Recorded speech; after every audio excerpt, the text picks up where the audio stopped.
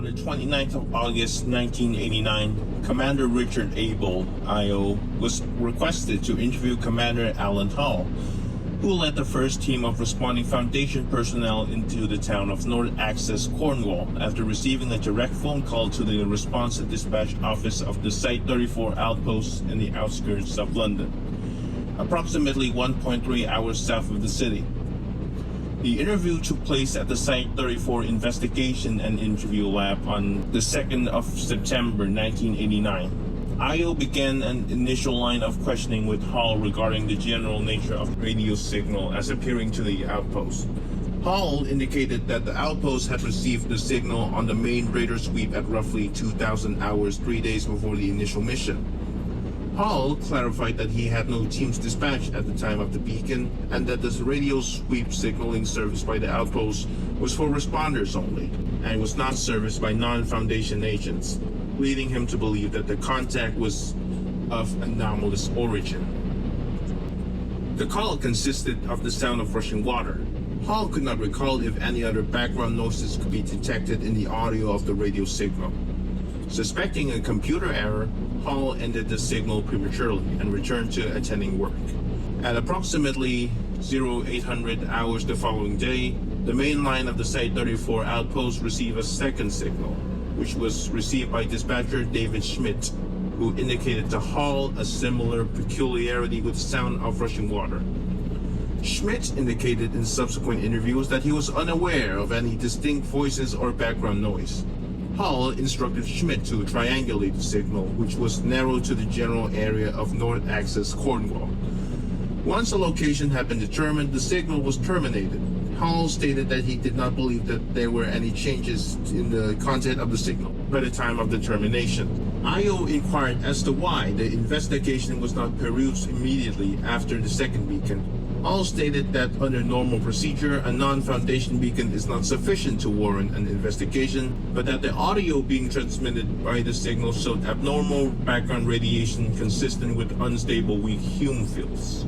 Hall stated that following the two signaling events, he suggested that he take a crew to investigate the address on the signal striking, concerned about possible anomalous activity affecting the area.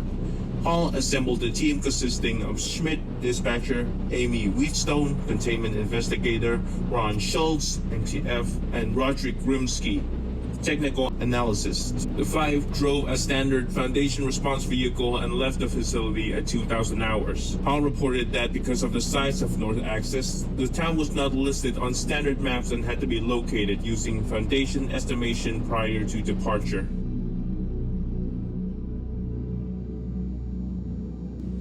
Alan had worked at a meatpacking plant in college.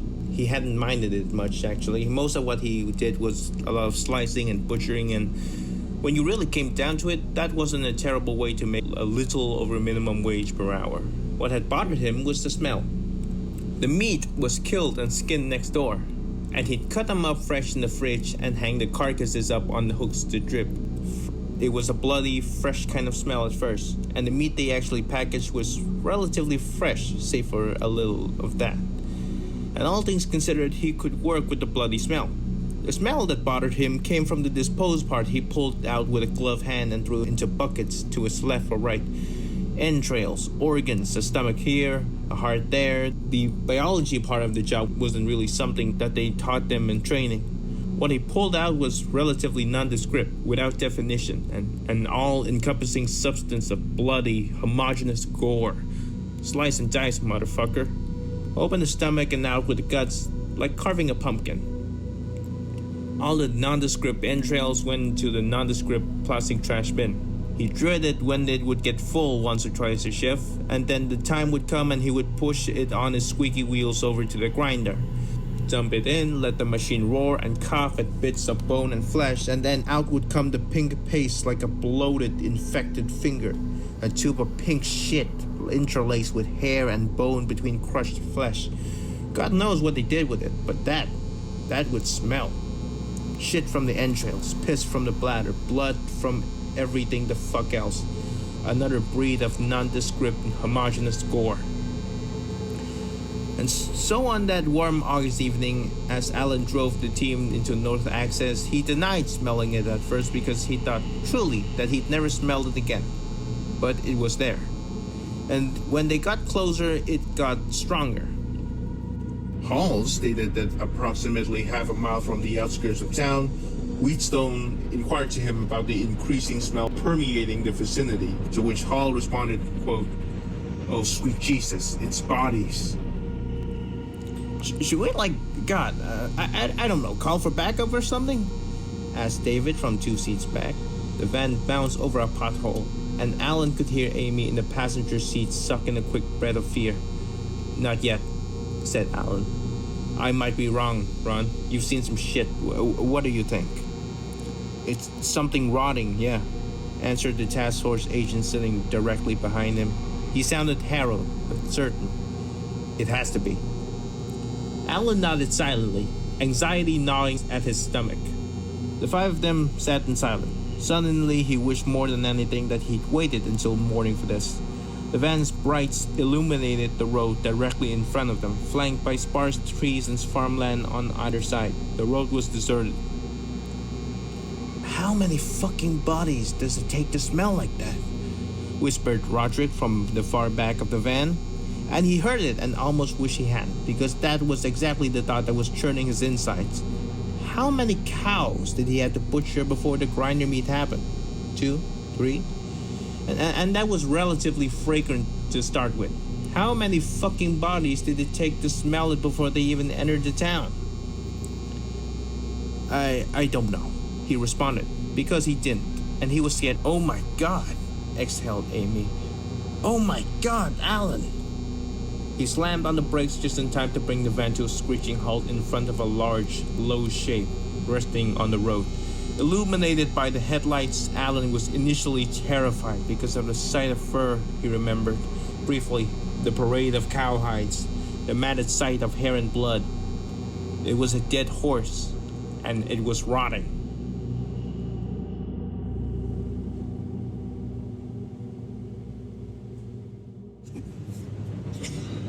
Chapter excerpt from the textbook Reality Altering Beings, Socioeconomics, Mental Illness, and Diagnostic Criteria, published 2014. The Cornwall Incident. What happened? In the early morning of August 1st, 1989, a small team of containment investigators from London entered the small town of North Access, Cornwall, a town of roughly 1,000 residents with an occult history, after receiving several suspicious calls from the location. Upon entering the outskirts of the town, the team quickly encounter a rotting stench so strong that they are apprehensive as to their own ability to handle what they might find. And before they are able to enter the town itself, their path is blocked by a dead horse in the road, severely rotted and desiccated. It is at this point that the team calls for backup. By 2 a.m., 3 additional containment vans arrive at the entrance to the town. Together, they were able to move the animal's body from the road. By 3 a.m., the 4 teams are able to inch forward roughly a quarter of a mile down the road before they come across the body of a severely desiccated man in his early 40s. They must move his body to proceed. Dutifully, Commander Hall and his crew drag the rotting body to the side of the road to allow the vehicles to pass. By 4 a.m., Site 34 in London receives word that there are more bodies. By 5 a.m., Site 56 in Ireland is contacted to send additional vehicles. In fact, they're contacted to send in a list of squads. North Access is now a locked-down crime scene. It will remain so for the next 6 months. This will become the single most deadly Type Green massacre in history, with an estimated 1,200 people found dead. 1,000 residents and 200 GOC responders from the Ichabod campaign, notorious for killing hordes of reality benders throughout the 80s using the now outdated 4-class Kant-based diagnostic method. No animals in the area remained alive aside from 8 individuals, 6 pregnant women, and a man with a baby, recovered in poor condition. There were signs of heavy flash flooding, but the lake was completely dry. It couldn't have happened more than 3 days before. What happened? The truth, as it would soon become apparent, lay in a heavy romantic interaction between two reality benders, dubbed A and B by investigators.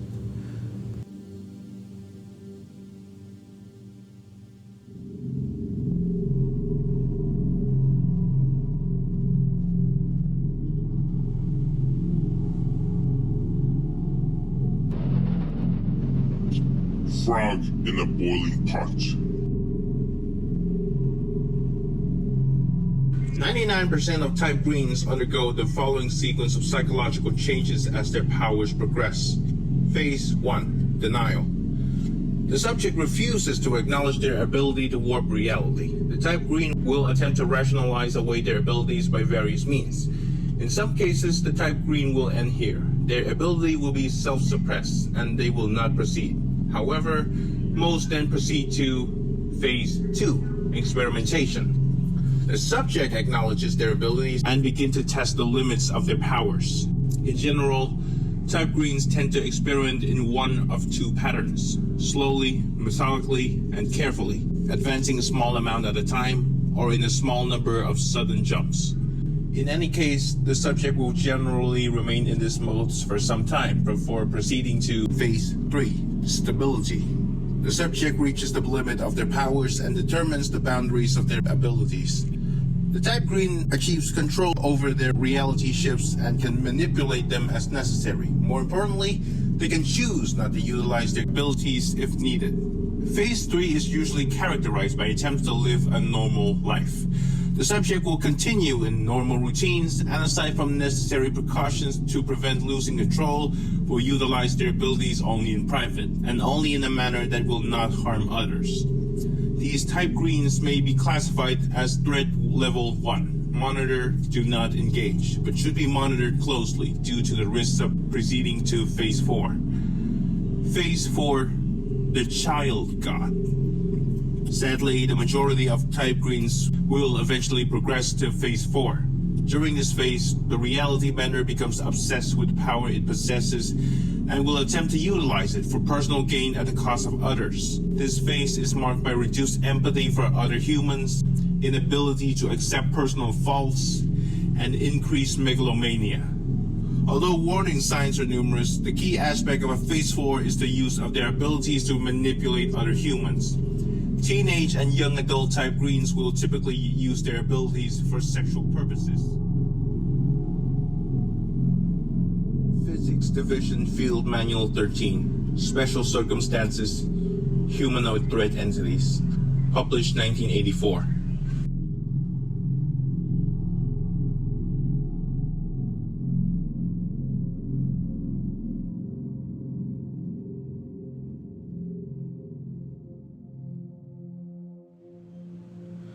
When they were teenagers, she first touched him. They were lying in bed at his house and it was dark, and Lily knew he wasn't asleep because he was staring at the ceiling, but she did it anyway and maybe pretended that he was asleep, and he owed it to her. He owed this to her because it must suck. It must suck to always ask and have him always say no to want him and to always get no as an answer. Sometimes you need to make compromises, he tells himself, in a relationship. Sometimes you need to let it happen for the other person's sake. So it was raining outside and she touched his chest. There was rain on the roof and rain on the windows and she touched his hips. There was rain on the streets and clouds in the sky and she touched him right below the elastic band of his boxers. Manicured nails and tips of fingers. The light post outside casts light through the rain and she touches the hair between his legs and his heart picks up speed, and at the time he thought it was arousal, but would learn later in his life that it was fear, and would also learn that there is a fine line between the two, and she goes down a little farther and he feels everything, and she touches the soft skin of the space between his thigh and his crotch, and his heart beats faster and his chest hurts. And then she slides up two of her fingers and touches him, and he lets her because he owes this to her, owes this to her, owes this to her. You need to be able to do some things for love. Her fingers are on his penis now, and he thinks, be aroused, get turned on, you're lucky to have her. She curls up to him, blonde hair and thin body in the rain outside, sleeping in her jeans, arcing her body against strips of orange lamplight filtering through the blinds. You need to do something. Her entire hand is down his pants now, and there is a hot white fear of 1,000 lines crossed that keeps him pinned in place like a deer in the headlights. He feels frozen. His heart pounds at her silhouette. For a moment, she looks like a predator to him, like something skeletal and powerful, something with a mouth full of canine teeth. And just when she touches the head of his penis, it comes rushing in so quickly that his ears rings, and he grabs her arms a bit too harshly, too carelessly, too quickly. Francis, muses Lily. Looking back, he sees this as their first encounter, the first time she enters what he would know in another life to be phase 2, the phase of power of control. She's a goddess, and that isn't a good thing. For a second, Francis thinks she's about to throw him off for even daring to touch her. Her eyes are obscured in the light, and the ridges of her spine are poking out one by one, all the way down her back, just under her skin. She takes his other hand and presses to her own hip, under her shirt, and he can feel the top of her panties numbly through the buzzing daze, but it does not feel like he wants it to feel, and he hates it. Francis, she says, when he struggles, trying to work his hand back from under hers against her side, and this time it's a warning. Her other hand is still on his cock, frozen, and the whole world is intensified, too bright, saturated with hazy light of numb fear like pinworms under her skin, wriggling, jolting, her other hand sliding his own right under the ridge of her panties. There's a silhouette of horns like when they were children, but it's just a bare outline like a shadow against the back wall, like a red outline from the orange window light that starts to flicker. His chest feels heavy and his soul feels compressed, and the world feels stunned, and all he thinks is how quickly this was happening and how quickly they grew up recreating scenes from Poltergeist and changing the channels on the radio with their minds and bending pennies without touching them, and you with your horns and hooves when you wanted them, and you with your mouth filled up with teeth, and you with your hunger stronger than his ever would be. And that should have been the first indication, looking back, that Francis should have run from her with her angry silhouette with water drum shadows, and her with her tongue that grew sharper and pierced ever so slightly deeper as they grew, and her with her 1,000 eyes when he only had 3, and her with her hand around his cock that night with the rain. But Francis was young and didn't know any better, and Francis trusted her more than anyone, and Francis might have even loved her in a strange, fearful way, because Francis didn't run then. And Francis never would until it ended 5 years later. He yanked her hand from his boxers. She does not talk to him for another week, but he feels her manicured nails and fingertips for a year afterward. He sleeps with his legs crossed for longer.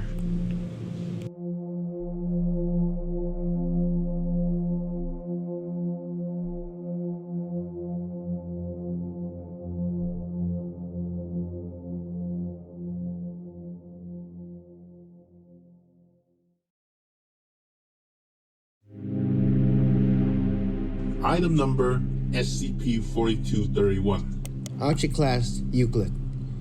Special Containment Procedures. SCP-4231 exists inside Containment Area 4231. Containment Area 4231 is to be surrounded by a 4-mile-long fence under the guise of government occupation. The front and back doors of SCP-4231 are to be replaced by Class 6 metal containment access doors, and all windows on the first floor are to remain boarded up to prevent entry. The entrance to SCP-4231-2 is to be contained by a 34-foot by 34-foot plywood slab placed over the lakebed opening, disguised as a sinkhole repair mechanism. SCP-4231-2 is only to be accessed via the basement of SCP-4231. SCP-2317 is to be removed and placed in separate Foundation containment. Description: SCP-4231 is a 3-story house and residential business building in the former town of North Access, Cornwall, previously inhabited by 2 type green entities, SCP-4231-A and SCP-4231-B. SCP-4231-A is a 5'7" female, 28 years old, 150 pounds, fair skin, brown eyes, blonde hair, recently pregnant at time of death, died of a single gunshot wound to the head. Body found in upstairs bedroom of SCP-4231, portrayed as the abuser of SCP-4231-B in all resident traumatic imprinting events. SCP-4231-B is a 5'3" male, 27 years old, 145 pounds, fair skin, one eye blue, one eye green, blonde hair. At time of recovery, exhibits extreme mental distress, not able to speak to responders coherently, nose repeatedly broken, blunt force scars on back of head, back, shoulders, and buttocks. Repeatedly vomiting water, blood. Can counter readings indicate level 4 at time of rescue. Readings reconcile to level 3 after subsequent hospitalization. Shows signs of heavy psychological trauma following recovery. Authorized for containment monitoring parole, CMP, within the confines of the Foundation on the 1st of June 1990. See attached personnel document. The effects of SCP-4231 are referred to as a direct result of violence and extended type green occupation of the building, compounded by the effects of the activation of SCP-2317, initially located in SCP-4231-3, directly under the lake bed of North Access. The surrounding town shows signs of extreme flash flooding and decay, and has not been occupied since Incident 4231 Cornwall. Is under recent development. See Document 4231 Scranton. The lake itself is entirely drained of water, and the town of North Access has remained a consistent, isolated, drought-affected area since 1989. SCP-4231 sits at the top of the lakeside of Containment Area 4231 and consists of a top-story apartment, a ground-level shop area appearing to be that of a local florist, and a basement which extends into the earth under the adjacent lake to join with the chamber of SCP-2317, SCP-4231-3, via a narrow passageway. The top floor of SCP-4231, designated SCP-4231-2, shows extensive type green traumatic imprinting, to which it owes its anomalous properties. This pocket dimension is considered the most complete case study on imprinting to date, and is widely studied and referenced in conjunction with issues regarding type green psychology, violence, and mental illness. SCP-4231-2 consists of a kitchen, a bathroom, a bedroom, a nursery, a living room, and an interconnecting hallway. Activity within 4231-2 varies in intensity with time, with seemingly little pattern. For a list of events, refer to document SCP-4231-2A. The basement of SCP-4231 is an unfinished basement housing miscellaneous storage, behind which an entryway to SCP-4231-3 is hidden. SCP-4231-3 is a tomb structure dating to medieval Europe that lies under the lake bed of North Access, Cornwall, bridged by a stone staircase descending from the basement of SCP-4231. It consists of 11 sections. SCP-4231-3 from 1 to 7, 5 by 5 meter uniform stone cells with iron doors. Originally contained SCP-231-2 through SCP-231-7. Locks were initially impenetrable through non-anomalous means. 6 days after an initial recovery, thaumatological specialists succeeded in damaging the locks to a maneuverable degree, allowing all SCP-231 instances to be evacuated. Doors have deliberately been left unlocked for the remainder of the structure's containment. SCP-4231-3-8. Doorframe of SCP-2317. SCP-2317 was removed and transported to proper containment shortly after recovery, leaving an unremarkable stone wall. It appears as if SCP-2317 was always regarded as an interdimensional portal, as opposed to an adjoining room, and was affixed with no further structure on the other side. SCP-4231-39 Artifact Room. Room sealed with 2 identical iron doors. Extensive archaeological research and cataloging has been undertaken in the 9th chamber, with roughly 1,943 separate artifacts recorded. See document SCP-4231-3A for full list. Notable artifacts include exactly 500 human bones decorated with various strings and fabric, type of bone and type of wrapping vary widely throughout the collection. 7 heavily decorated ritual altars, and elaborate carvings of a one-eyed horned beast thought to resemble SCP-2317. SCP-4231-310 30-meter-long stone hallway lit intermittently with torches. Various carvings depicting scenes from the Erikesh Codex adorn the wall. See document SCP-4231-3B for full translations. SCP-4231-311 Stone staircase extending from the basement of SCP-4231. It is unknown how SCP-4231-3 came to be attached directly to the SCP-4231 house, which records show was built in the early 1974. This raises the suspicion that SCP-4231-3 may be an intricate replication or creation by SCP-4231-A based on the text of the Erikesh Codex. This theory has not been disproved nor confirmed. Similarly poorly understood is how SCP-4231-3 remained entirely unflooded and undamaged in the course of the Cornwall incident, thus protecting all SCP-231 instances from harm. This effect, too, is poorly understood. The ground floor of SCP-4231 is an inert flower shop.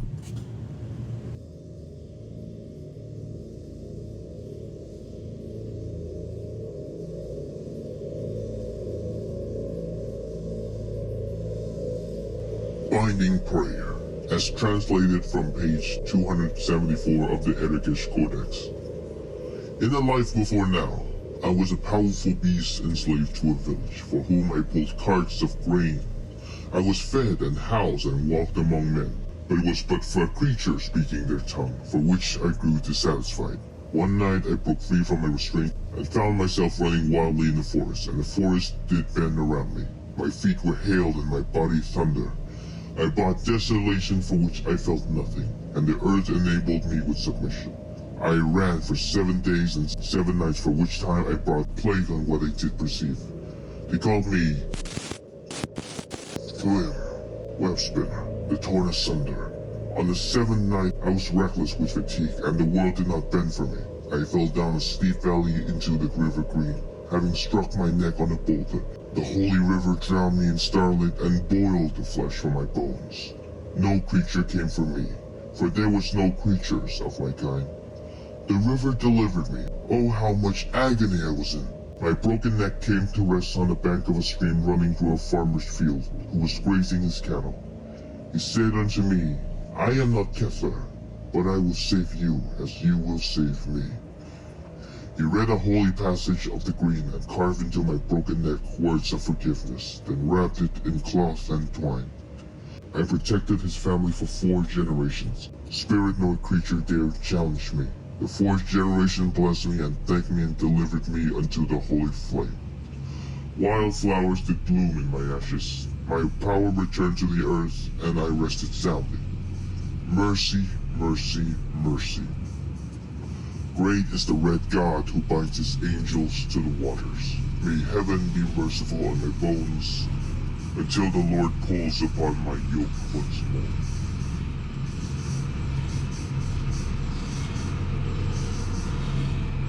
December 2nd, 1988. He arises from the bed in the early hours of the morning when Lily is beside him, but the baby has not kicked yet for the first time. He still feels what she's done to him, what she did to him in the dust by the water, bruises down his back, then on his pelvis, then... He didn't want to look that closely at himself. It's the first time he's gotten out of bed in 2 days. He feels disconnected, like his arms aren't his arms and he exists slightly to the left of his body. It's the first time he's experienced that sensation since the night on the lake shore. It is not the last time he will experience it. Francis stands near the bedroom door for a moment, trying to decide if the ringing in his ears is real or not. Then, if his body is real or not. He isn't sure where he's going, but when he opens the door to the bedroom into the hallway, he finds that there isn't any place to go. The bathroom door across the hall has disappeared. The kitchen to the left is gone. If they ever existed in the first place, he wonders. But Francis is not one for wandering to check. Not now. Hello? He calls absently, soft and confused. The word doesn't sound like his own. It echoes. Hello? And if his voice hits a boundary, somewhere far into the hallway that's extended past the house, past the tomb, past the lake, and past north access into a place he's constructed without knowing it, where the water expands in an endless tide and to where all roads in his life now end, he does not hear it. And if Lily hears it, she doesn't stir. And if anything else were to hear it, well...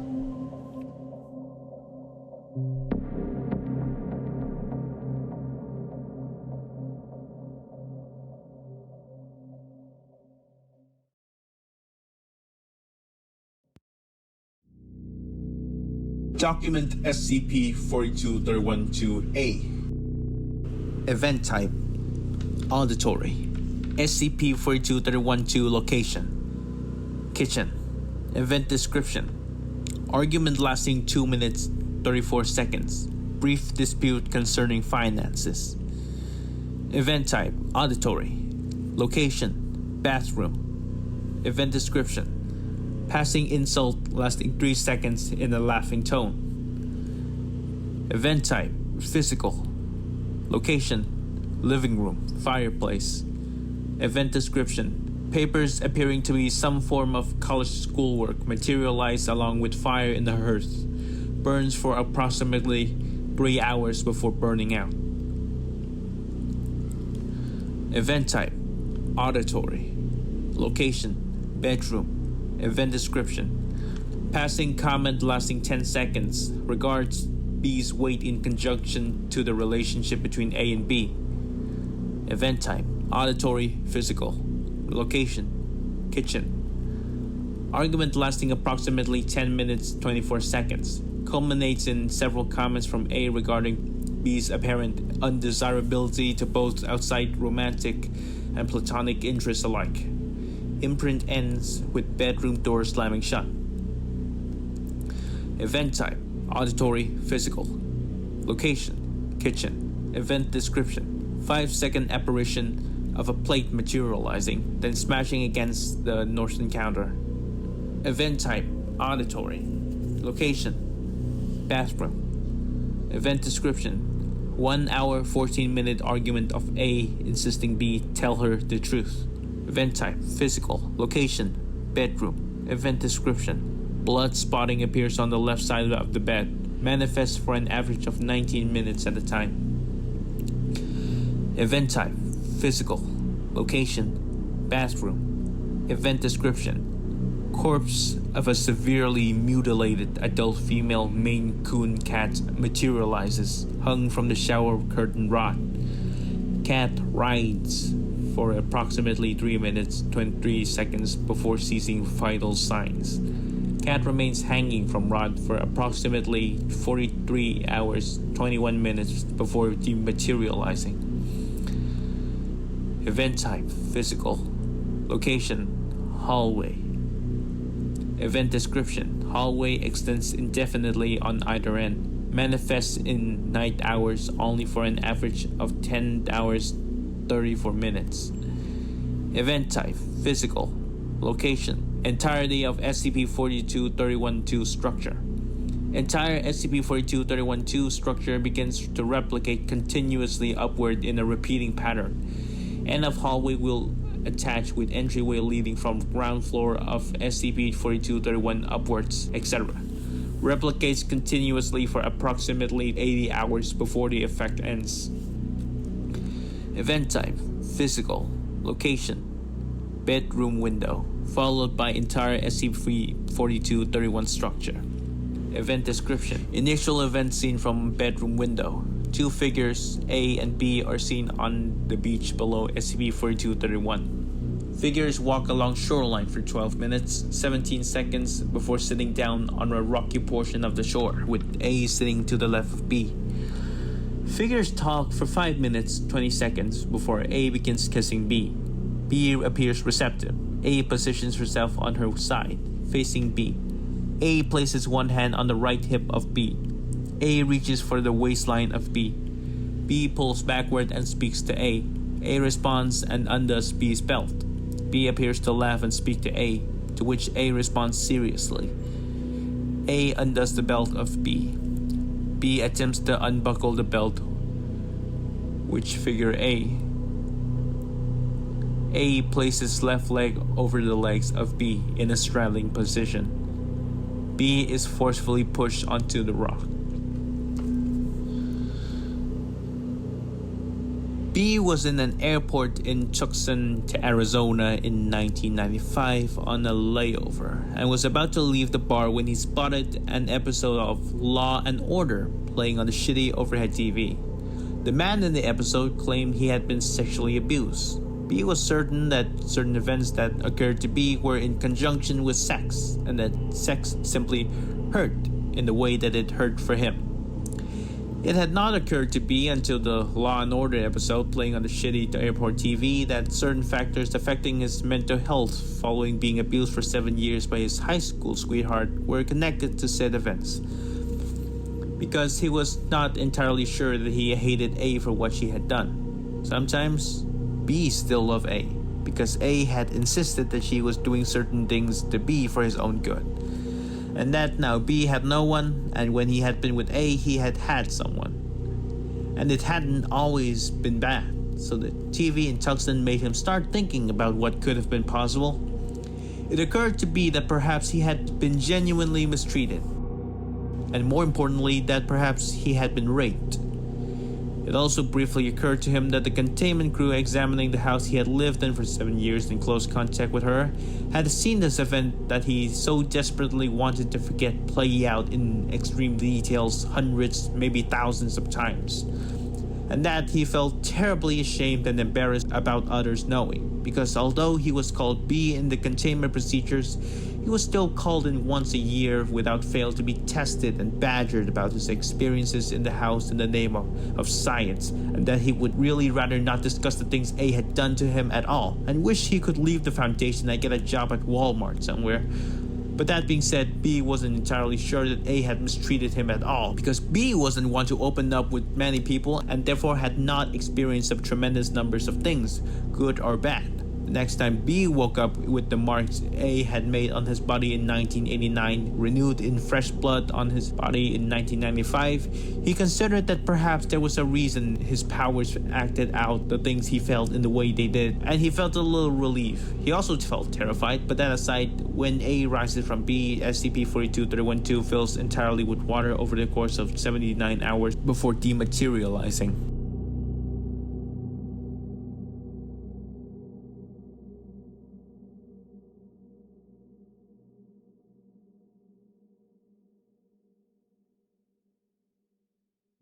Excerpt from the confiscated document, The Curious Case of SCP-4231-B.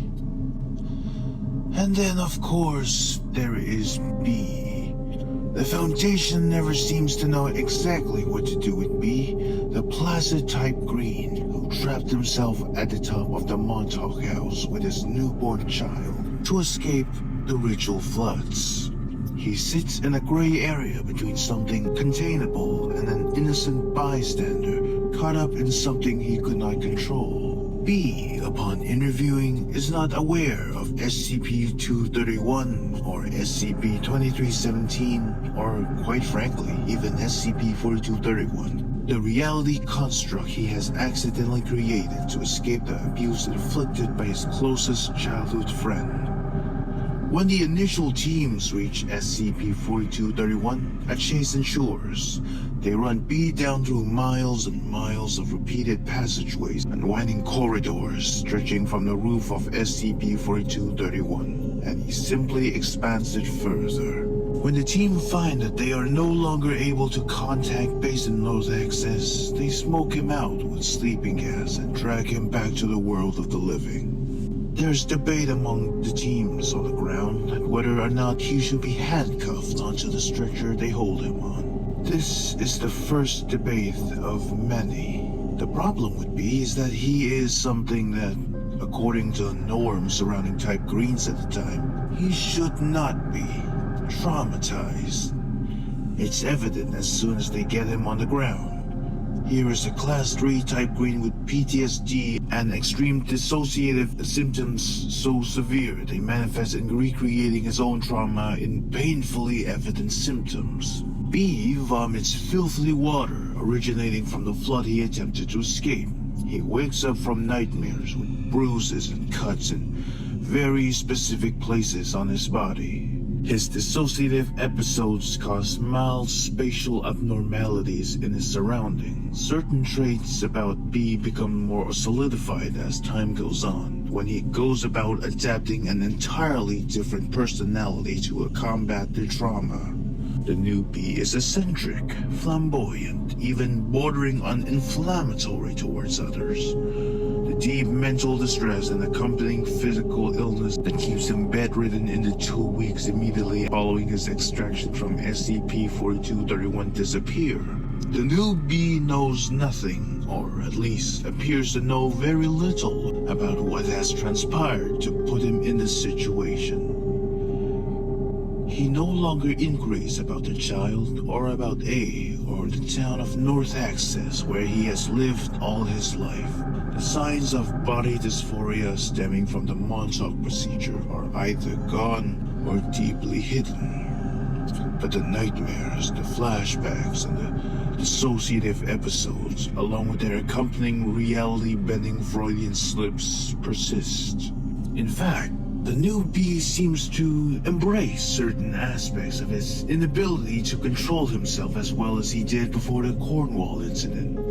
The most evident symptom doctors notice while B is still in medical containment is his newfound reaction to cameras. He does not want to be filmed. While he asserted this verbally before his transition, doctors treating B chalked up this behavior to his mental instability and refused to comply with his distressed pleas to remain anonymous, not only on cameras but in all aspects of the investigation. A reaction which seemed to intensify his mental symptoms dramatically. After his transformation, he simply obscures his face in any form of recorded media. So this presents the Foundation with another interesting situation. Here they have placed an individual suffering from severe trauma in a cage and begin to build an altar to fix it. The individual requests anonymity, including expunging of his birth name from all documents. The Foundation refuses to comply, citing accuracy and the continued tracing of his whereabouts throughout the rest of his life. He requests that he not be filmed. The Foundation refuses to comply on the grounds that his interview sessions are vital for study and includes his facial and body language and behavior.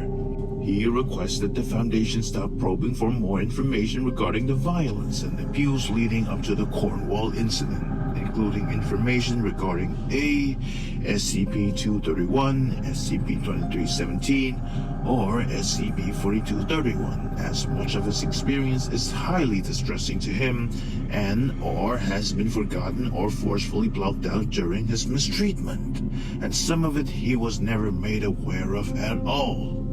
The Foundation does not comply, insisting that his continued compliance in the investigation of the Cornwall incident and all related items and beings in containment is vital to the success of the Foundation's interference. He asks that they not test his vomit. He asks that he not be touched. He asks that they remove Hume reading electrodes and equipment from his neck and spine, and that they remove the reality anchor from his hospital room. B is accepting of treatment for his traumatic disorder, and is responsive to medication and the beginning phases of grief and cognitive behavioral therapy, so long as anything he says remains confidential to him and not recorded in Foundation record. All of these requests the Foundation denies, and B's condition in the first 2 weeks of his containment worsened significantly. He asks in stunning, repeated detail that he be left alone and out of the Foundation's documentation. Not only for now, but for the rest of his life, and the Foundation treats him more as an animal or as a test subject than as a person, and refuses to comply. So he simply stops allowing it. This is not technically a breach by Foundation standards. B still stays in his chamber and does not use his abilities to injure or attempt to leave the chamber. Breach in Foundation terms only applies if the entity leaves the chamber without the explicit permission of Foundation staff, meaning that many forms of civil disobedience by entities, including hunger strikes and refusal to speak to staff or move from chambers when requested, are commonly utilized. His radical transformation into a new personality appears to be less of a worsening of his dissociative condition and more of a transition into a being so blatantly disrespectful and infuriating that staff interaction results in only frustration. He now refuses all medication and therapy to control his condition, attempts to abruptly derail any conversations relating to his condition, uses his powers to obscure his face from any recorded imagery, and simply goes about breaking any equipment placed in his cell for monitoring his condition. He rips out IV lights and EKG patches, smashes can counters, and deliberately insults and belittles staff. The symptoms of his PTSD continue, with consequences ranging from night terrors and panic attacks to dissociative episodes and reality-affecting events. But he learns to mask the effects as soon as staff step in to respond, leading to a comical sort of whiplash. On one tape, we see a nurse rush in to wake him from a nightmare as his traumatic injuries reappear and begin to bleed. She wakes him up and helps him vomit up flood water as usual, then inquires as to his condition, to which he responds, and I quote, "Nice legs, Daisy Dukes." When she leaves, B uses the resulting isolation to cry. Lady Agora, Sigil Master, Translator, Worshipper of Many, 23rd April 1995. Pigs. 13 different ones. So it's civil disobedience. I guess my reaction to that is that it really doesn't seem like a big deal, seeing as 17 has dealt with full-on hunger strikes in the past few years. One individual shouldn't be a huge problem. I was more under the impression that the question here was to contain or not to contain. Seeing the relevance of this issue, I think it would be best to lay out what we have so far here. Class 3 type green male in his mid-20s, high control, placid temperament, abstinence coast on his powers, seems to see them as more of a medical disability than anything else. Worked in the now decimated GOC Icabot campaign under the codename Ukulele. Apparently not too bad. Has a solid record under his belt. So solid that it borders on obsessive, and some of his latter kills are pretty gruesome.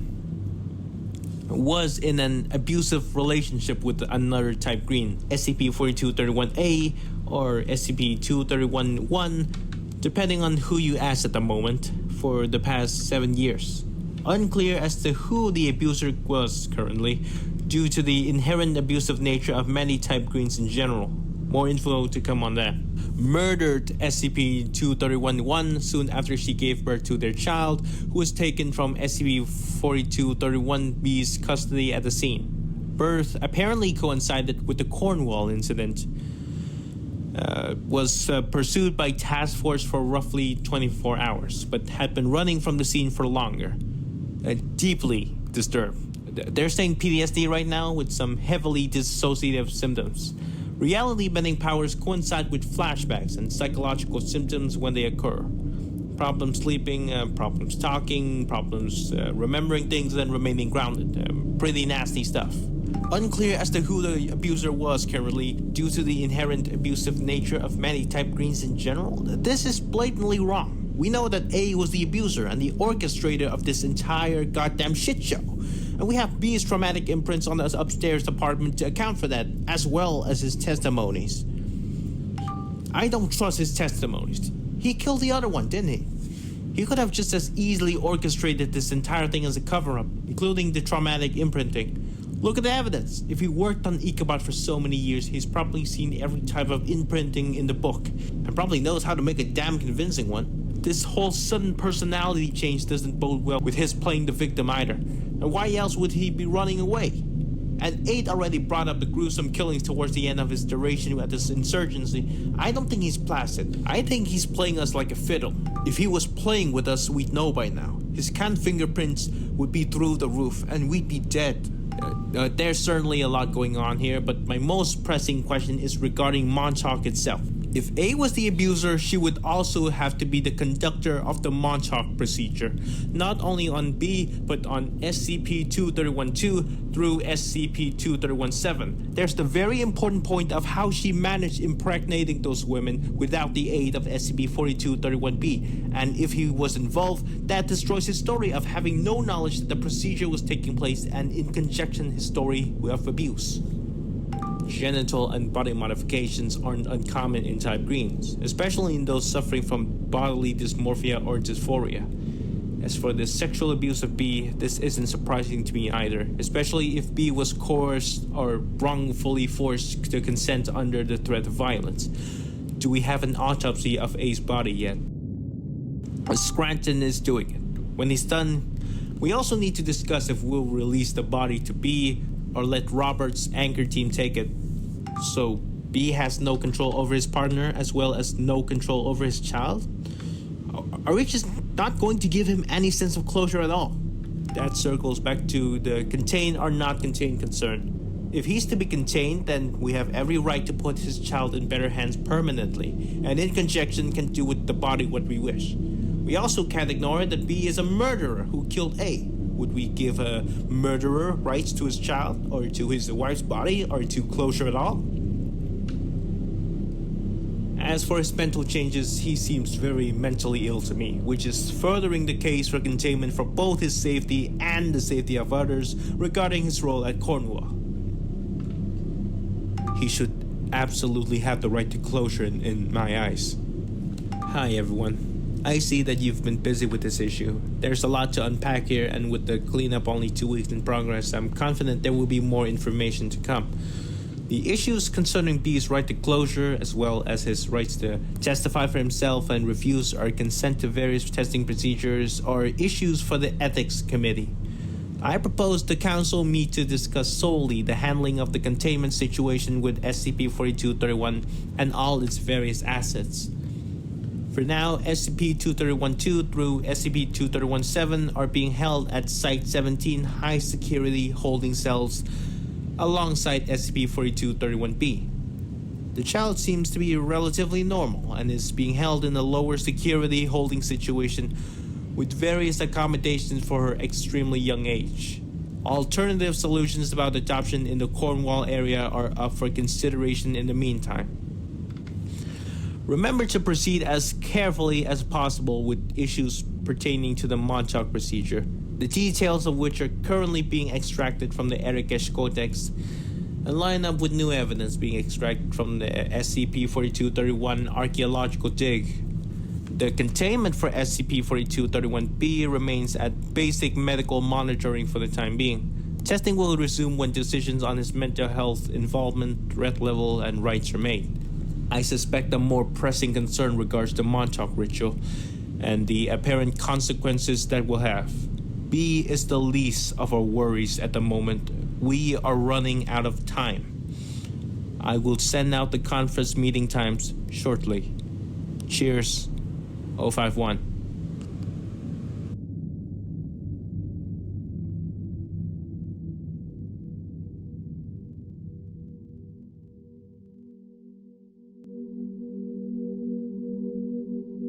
Regarding the Montauk chamber, excerpt from the confiscated 1994 document, Notes on Montauk. The Foundation does not neglect its chambers. It is easy for us as onlookers to see the chambers as a relative footnote to a more complicated piece. Largely, this is what we see. In the report overview, we see the containment procedures, a short paragraph brushed over by the report writers and those being briefed on what the chamber is holding alike. The safe object is contained by a locker, a humanoid contained in a room. The chambers are second-hand entities. We are not interested in the box, but rather the jewels it holds. And it's in this way that the procedures are neglected by those who it does not seem to affect. It's a given that the Foundation is strict in its following of the cover paper. That awe-inspiring summary article with sheafs and sheafs of raw test data, paperwork, months or years of observation behind it. No, it's silly to think that the Foundation would invest so much time and effort into something that would not matter. And in reality, we as the cover page people all miss the extreme amount of Disney World magic that goes into the chambers. Most of it kept from the summary reports we see as unimportant details. The Foundation has people for this job. If you are reading the summary report, you are not one of those people. If you were one of those people, your job does not lie in the main report, but in their interpretation of the report. Foundation containment engineers review the containment team's sheaves and sheaves of files and design something that borders on a prison, a feat of architecture. Some might call it art, and they do this every day with each SCP we see a report for. Isn't that grand? A 5x5 cell for an electrochemical anomaly becomes a purely mechanical containment vessel void of any electrical components. A little reality bender's room uses pink wallpaper to cover steel reinforcements and the occasional strategic pressure plate and panic button. The engineers read the endless papers and discuss amongst themselves. They find the essence of what is needed. They are building a prison cell and home and a tool for science and altars. Yes, they build altars too. The altars are so carefully tended, so methodically pacified. There is not a hair out of place on the Foundation altar. It is the bridge between science and religion. The pig's blood is measured in liters with graduated cylinders in a prep room, and the black cats are purebred for the purpose of the slaughter. The irony in how relentless the Foundation is with its worship of 100, 200, 300, 400, 500 different angry deities. Not even its contained God's most devout followers on the outside are as ruthless as this. There are no murders on the altar of a decaying backwoods church and no blood spills on the floor. This is part of the chamber, part of the grand design, that sweet Disney magic that makes it all happen. The chambers of the Foundations are made to maximize the effect, the magnifying glass using the sun to fry an ant into the pavement. I do not know of the men who built the Montauk chamber. I do not know if they forgot, if they were allowed to forget. Montauk, and I will say this many times in many different ways, is an illness in that it spreads to all who touch it, and this is a perfect demonstration of this principle. Who were they? Where did they live? And where did they go? The hands who cure the altar metal are the hands that praise the god. The men who draw a row of little boxes and label them SCP-4231-2 to 231-3 all the way through the 7th with their fine felted drafting pens and cruel straight edges are the men who lock those girls in the hell they made. But I digress in my ramblings. The chambers, yes. The chambers discussed in the 231 document does what it is allotted to disclose. We are told the following. The Foundation needs 2 sets of operational staff to complete procedure 110 Montauk and staff to watch it. This is aside from all the staff that aren't usually discussed in the Foundation. Mutinous staff, at least one crew per SCP, containment medical staff to work on anomalies, especially important here, a warden and guards. This facility specifically is one of the highest security sites in the world, and janitorial and cafeteria staff. You will wonder why this is important. I promise you that it is important. Everyone who enters SCP-4231 has to be transported through several different routes and means of transportation. This begs the question, if you're blindfolded, and I'm blindfolded, then who's flying the plane? There are people out there in the world who know the exact location of SCP-231's facility, and I must admit, not even I have seen it with my own eyes. I know where it is in theory, although I am not at liberty to say that here. As for the route itself, well, that doesn't matter here. Some say that it doesn't matter at all.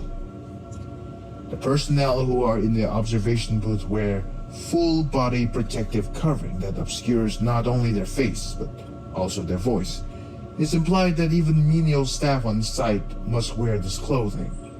The personnel who are in the observation booth are to remain in their provided quarters when they are not attending the booth. So, for 2 months, these individuals see only their own face in their bathroom mirror and a girl's face in the chamber. They hear only their own voice in their quarters and the girl's voice over the observation booth microphone. Those are the two major things discussed. You will notice here that we aren't told about the chamber itself. It's typical in cover documents for the authors of the containment teams involved with sapient entities to disclose both the means of external containment, the special procedures that allow the SCP to remain contained, and the means of internal containment, the mental protection, books, entertainment, the regulations of interactions.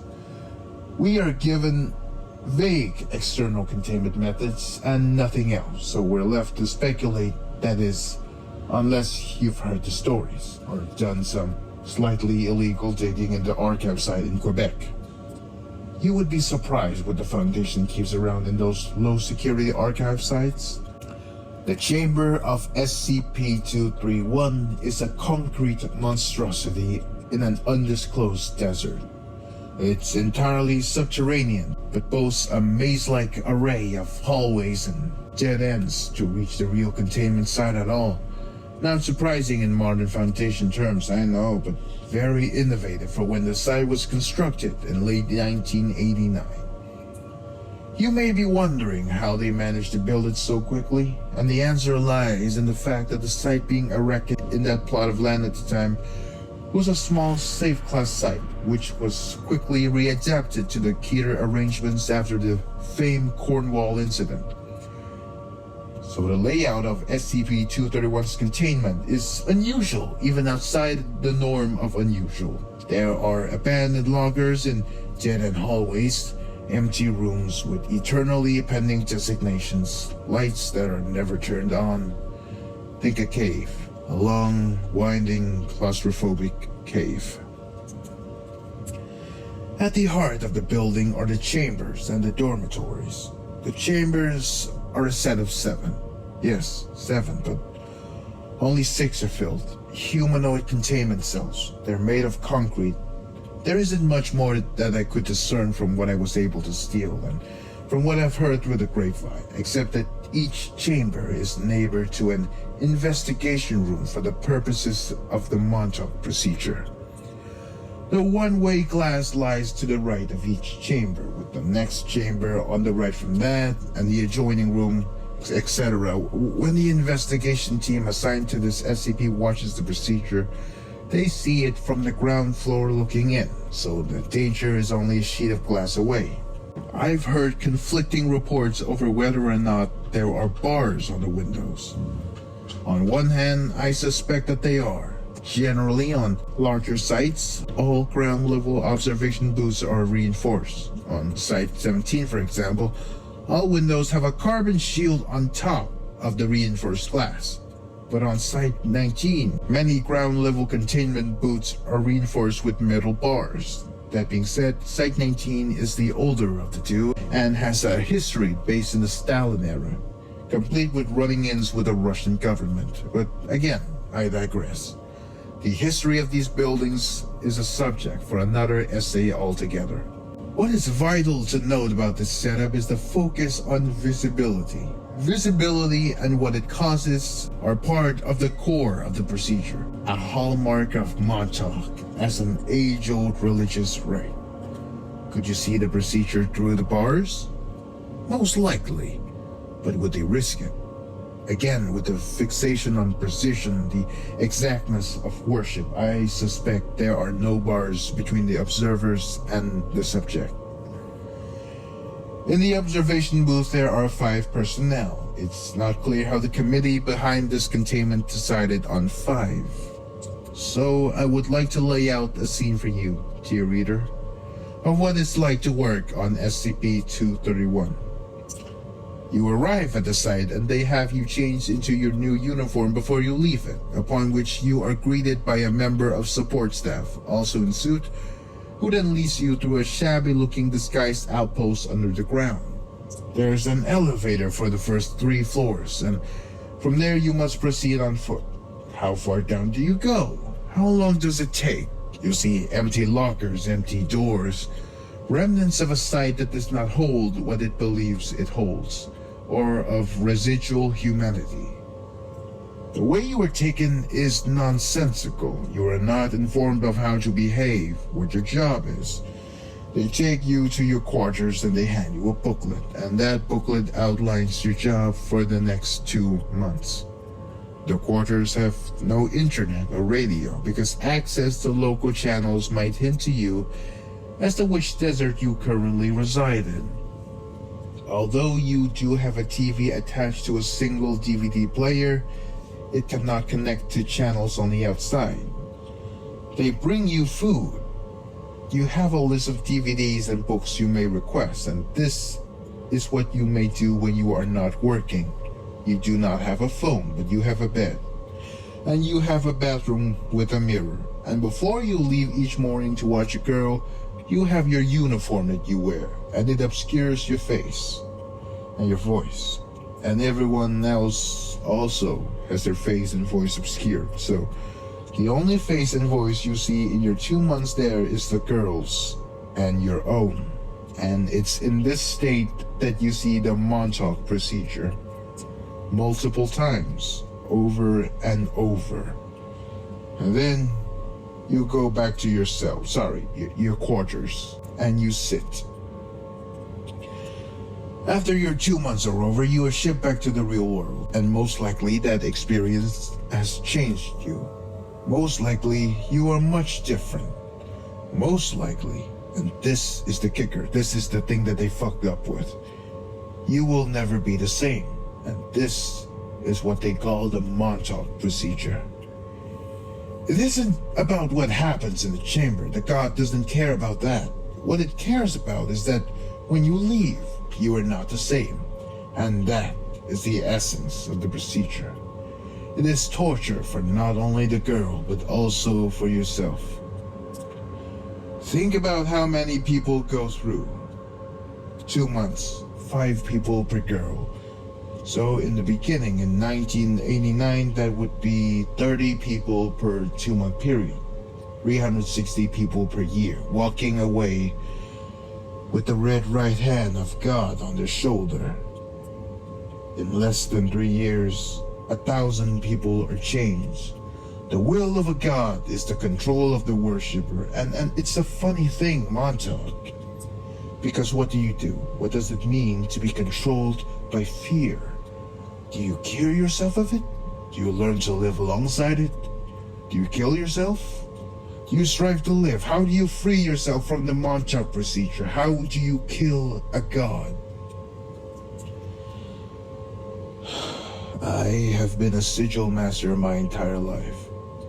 I am a witch of the old breed.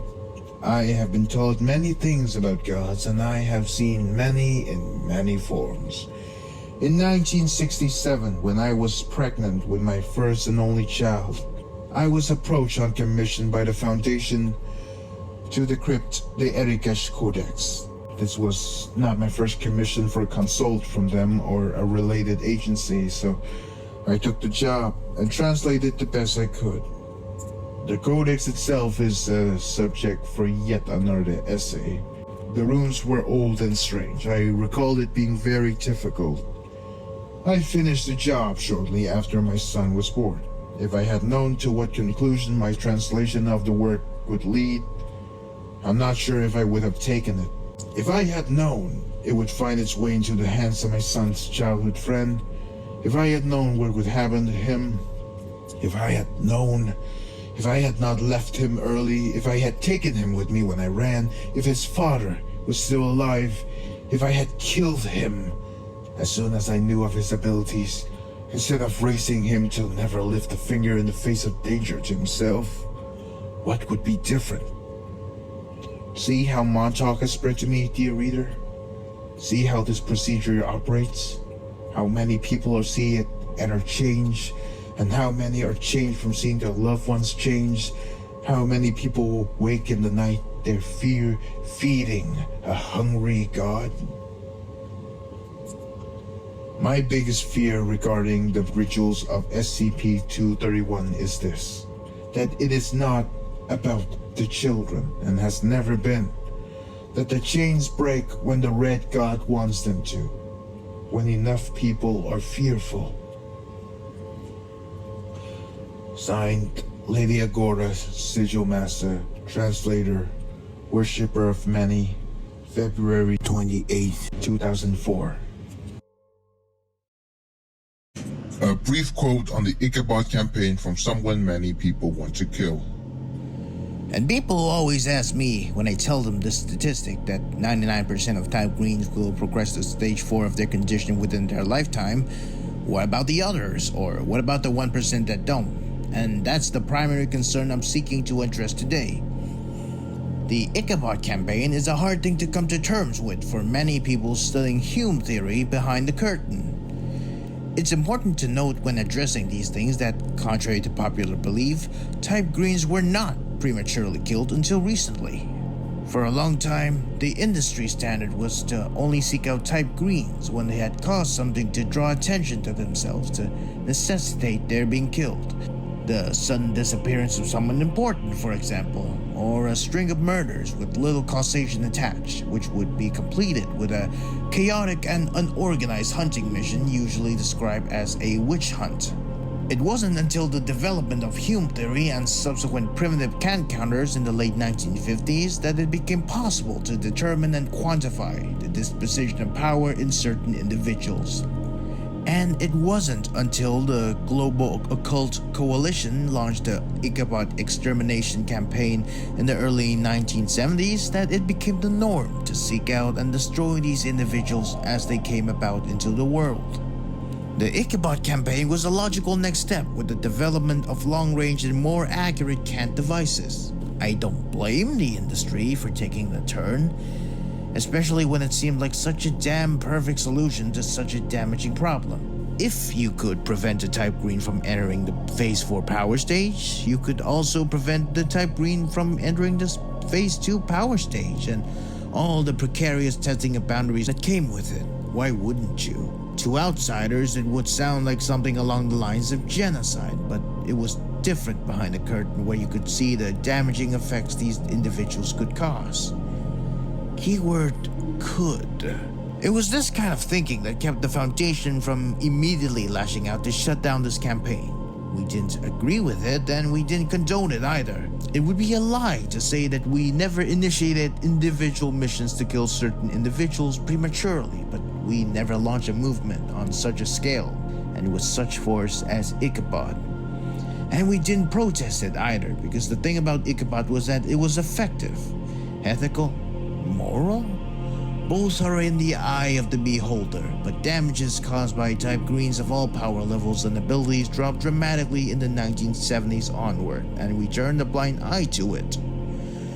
There would be people saying, "Why the hell didn't you stop it? Because had it not been type greens, you would have used every resource in your possession to stop that campaign before it got off the ground." And that's true, but it was because Type Green's attacks and level changes before Ichabod were so deadly and damaging to the outside that it was overlooked. It's like this. Why don't animal rights activists speak out against people using mousetraps in their homes? Because mice have been pests for centuries. They've caused countless deaths through disease, and they cause damage to the building. The same people will speak out against their being used in research because of its apparent unethical standard, and yet won't speak out against them being senselessly slaughtered via suffocation. We don't even know if the mice they're killing deserve to be killed, or if they're just babies, and we don't care, because if we were to let mice roam around our homes in large numbers, it would be catastrophic. And the same thing is with Type Greens. People speak against their containment, the use of them in studies regarding psychic ability and Hume theory, in canned counter tests, but most of all, they speak out against the mutilation of their bodies for a practice that remains common today. But no one spoke against Ichabod, and so Ichabod never stopped. It'll be reaching its 30th anniversary this year.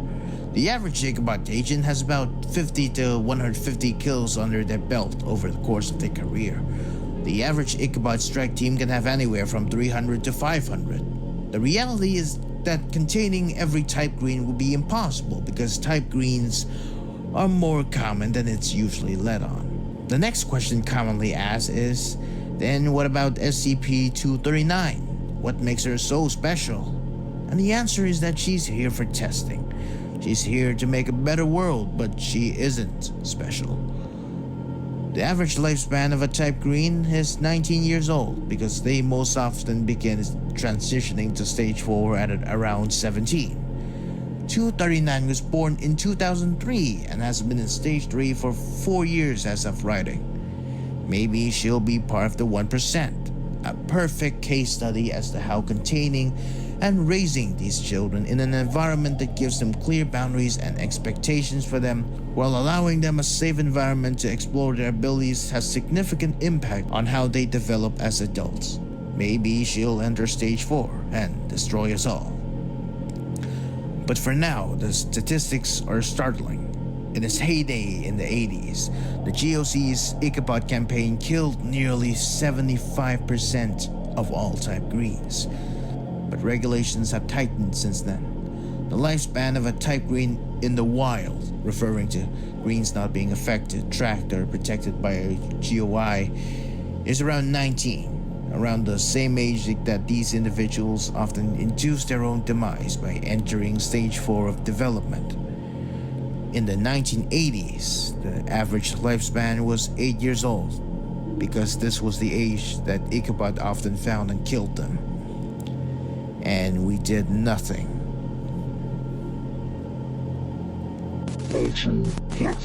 February 8th, 2010.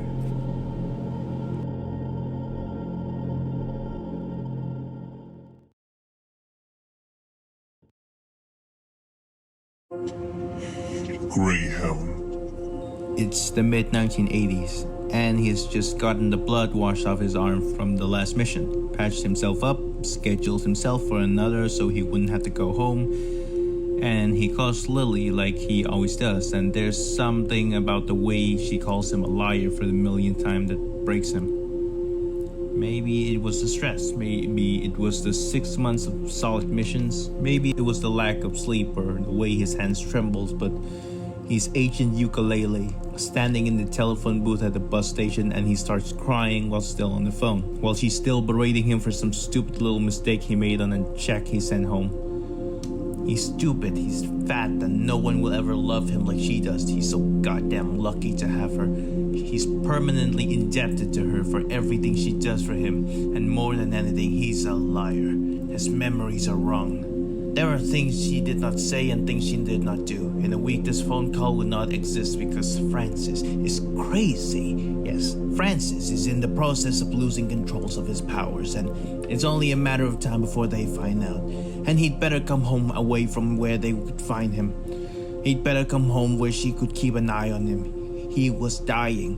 She was going to die, and only she could save him. It's one of those moments that he'd see more in the Foundation in another life far from now. A brief mental lapse, a break of the stitch in the seam. He hangs up the phone and shakes and sobs and thinks about how he's losing control and how long he'll have left before his own fellow agents find out and murder him. He wonders if it'll be fast and if they'll kill Lily too, and how much of his life he was making up with unintentional little slips of human malfunction. He wonders if he's making this up too. He wonders if he's going crazy or if he's already too far gone. He can't help but cry. The breakdown is fast and complete. He sits on the floor of the phone booth at a dingy Greyhound station and sobs through a mixture of panic and grief. And then just like that, the announcements for the next bus comes over the intercom and he switches back from one person to another. Things were crumbling, his breath, his fast, and his emotions fading like fog burnt into morning light. Time was running out and things were crumbling, and he isn't sure what he senses that is changing, or what he needs to stop or do, or even if he can do either of those things at all. She used to be different. She used to be kind. Something was changing in her, thinks Francis, from a dark recess of his mind he doesn't want to reminisce on. She was changing. Soon she would be no different from anything he would be paid to kill. Wasn't that horrible? Wasn't that just fucking terrible? Unless it was him who was changing. Unless it was him who was turning into a monster. Francis stops crying so abruptly it hurts. Agent Ukulele stands. It's a moment that his brain blacks out of his memory. He walks out of the phone booth more bored than anything and gets on the bus to a remote type green lair in Houston. And some part of him cries, "You are different. You are changing. And something terrible is about to happen."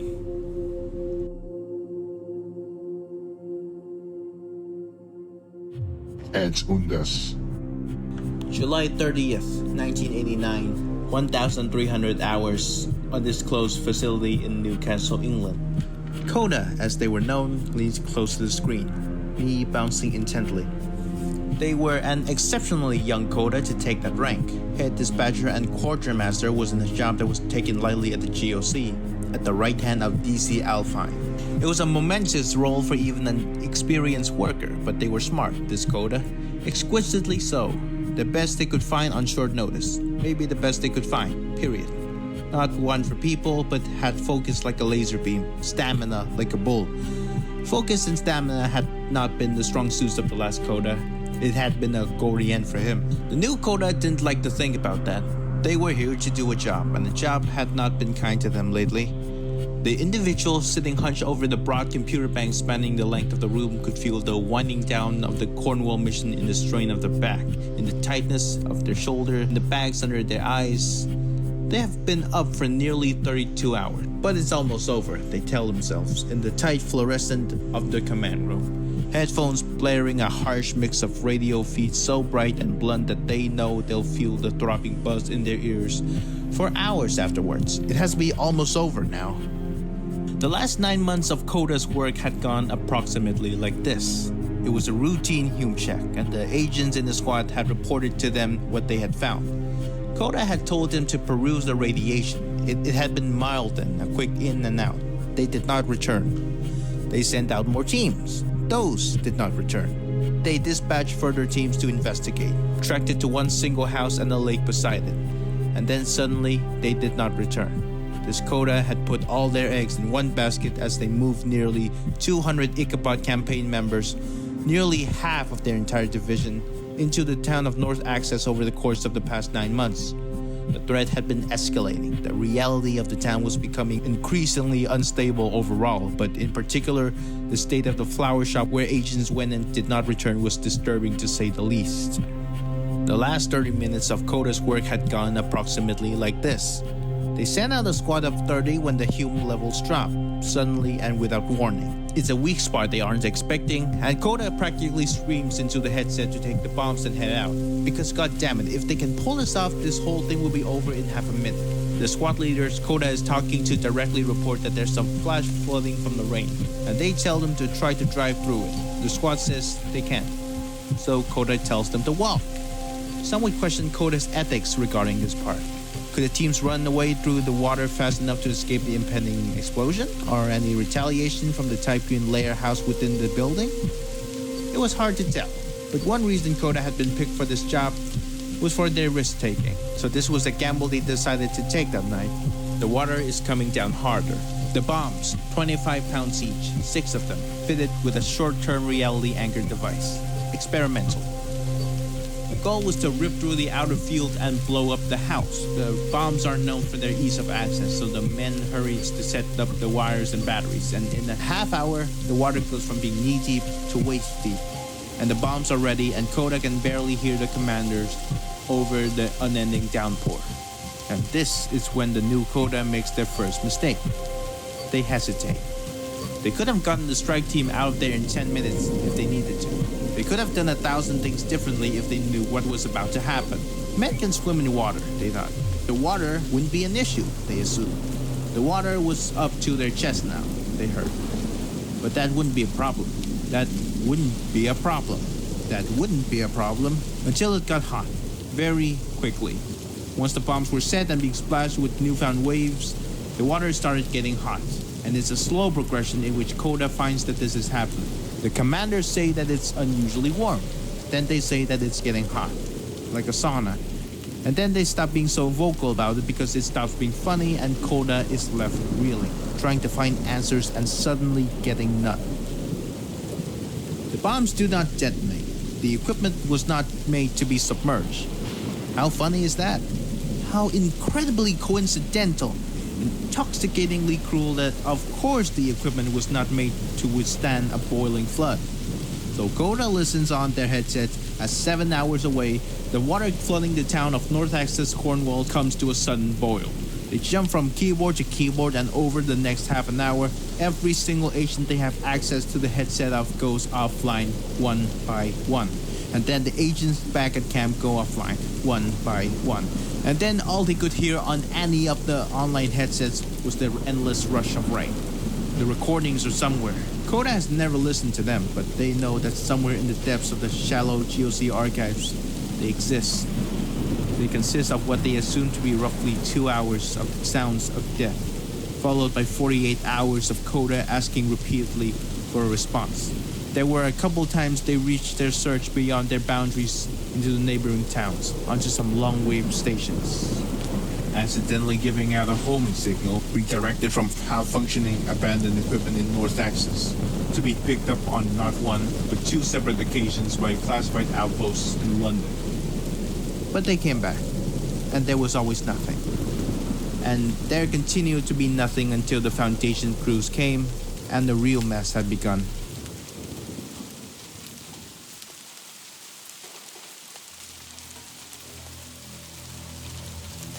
Chestnut.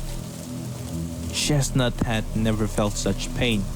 She knew when the stable began to flood that things were not how they were supposed to be. The man usually kept her stable clean, and when it wasn't, tied her reins to the post outside to give him room to clean it. And the stable had never flooded like this before. It was past her hooves before he burst in, slamming back the barn doors to shed light on her and the 5 other horses who had been getting restless in the past hour of persistent flooding. Panting, soaked, and throwing up the latches on the horses' stalls. One by one, they ran. Stormy charged out the front with no shortness of panic, hooves slamming into the 6 inches of water on the wooden floor like thunder into the greasy black world beyond the swaying stable lights. Rio was dumb with panic at the opening of her stall, rearing up and tearing at the man, eyes rolling in their sockets. She hit the barn door on her way out in her disorientation, almost sending her careening across the submerged grass before she caught her footing and dashed into the night. Gulch managed to break down the door to his stall before the man could read the latch, frightened by the rate of the water pouring into the barn from a knothole in the wood behind him, and bolted with the precision of a racehorse from the swaying building. And then it was just Chestnut and the man had a saddle. She was his best and brightest, and certainly his bravest. Not but 9 months ago had his wife, the town librarian, disappeared into thin air, and it had been Chestnut he had gone to in his grief. She was spooked, but not like the others. Never like the others. And the car wouldn't start, and the town was going under. And damn if they weren't making it out of this mess alive. The water was significantly deeper outside the barn. It came up to her knees when she exited, cold and harsh and filthy. Through the gale-force winds, she could see cars and buildings submerged deeper than she had ever seen anything submerged before. And the water rushed outward with seemingly no direction but the lake. She turned in tandem with the man. They were leaving. They were going away. She never imagined that they would go away. Her muscles pounded through the water in an uncoordinated chaos, slipping and churning, gaining grounds and losing it, finding potholes and submerged fences that tore through her flank and threw her off balance. But she remembered what they were doing. Away. Away. They were going away from the strange feelings she had felt towards the lake for months, away from the missing woman, and away from the strange deer-horned creature she had witnessed take her 9 months before. It was clear that the man was struggling to see through the storm, and she had only her feet to guide her as to where the water was and where it wasn't. When her feet hit the pavement of the entrance to town, she surged forward and ripped from the tide down the road, still struggling in the dark and the rain, bristling and hurting. She and the man were going away, and although she did not know where that was, she was certain that the man would. The water was gaining fast, but Chestnut was faster. The trees lining the path to the town stretched like talons as they whipped past her. The man did not think to bring reins, but it had not mattered then and did not matter now. He threw his arms around her neck and held on, still struggling to see where she was taking him. It looked like the town entrance from the shadows. It looked like the world outside. And then, it looked like the other side of town. Chestnut slammed her front feet into the water and screamed backwards at the heat. She couldn't see, but the man could. And what he saw was an endless lake, a boiling fathom of water they could not see the reaches of through the inky black of the storm. He pulled up on her mane and brought her backwards, stunned, reeling. Had they made it? Was the world outside gone? Were they really back inside? The world was filled with screaming on the other, more populated side of town. The boiling pit. Chestnut followed his grip, but her gait was slumping quickly. They didn't backtrack so much as they tripped backwards down the quickly diminishing, unsubmerged track of road to the exit or the entrance, and then they were back by the barn. He could see it through the trees as lightning flashed. The water was gaining. He could not see. They were at the entrance of the town, and the water fell down the path from the other side, now boiling and rippling until he was making Chestnut dance on a few yards of precarious dark path like a tortured circus creature, thrashed by red tides, plagued by a storm-laden marionette. Smaller and smaller became the space and harder the storm raged, the rain dissipating into steam before hitting the surface like some kind of warped lava of improbability. Shouldn't it all be steam by now? Why was it still expanding? How long had they been on their little island of torture? And how long had they danced? Seconds? Minutes? Hours? Chestnut could never felt such pain. She fell. He fell. Like frogs in a boiling pot, it took far longer than was merciful. The 80 hours. The doctor doesn't come, and Francis vaguely wonders why. He does not hear the flood from the lake shattering the flower shop windows in a sea of boiling blood and flesh on the ground floor, but it ultimately does not matter, because the baby comes in less than an hour, and suddenly there are 3 of them in the room: Lily, Francis, and the little baby girl. Francis didn't know there was any love left in his body to give, but his baby girl's heavier than he expected, warmer, more alive and lovable than he ever could know. He wraps her in linens from down the hall and holds her while Lily dozes. When he touches the palm of her tiny hands, her little fingers wrap around his own, and Francis is suddenly more fiercely protective than he ever thought he could be. He hadn't felt love like this in years. It makes him want to cry. Mary. Lily had chosen the name because Lily chose everything. She told him that they had discussed it, but Francis knew that they hadn't truly discussed anything since he'd come home from the GOC full time. Just another lie that he hadn't challenged. It wasn't worth it. It never was, but he thought it would do, and it was growing on him. Mary. Like something written in a forgotten Latin script. In this muddled mess of emotions, Francis can't help but picture a situation where this works out. Lily goes back to her old self, the way she was when he loved her. They don't use their powers anymore. They live here, in the house with the little backyard and the lake. they'd make ends meet because with Lily working downstairs, they wouldn't need to pay for daycare, and he would probably have to go off for a while and back on the road with the GOC under his old codename with his old team.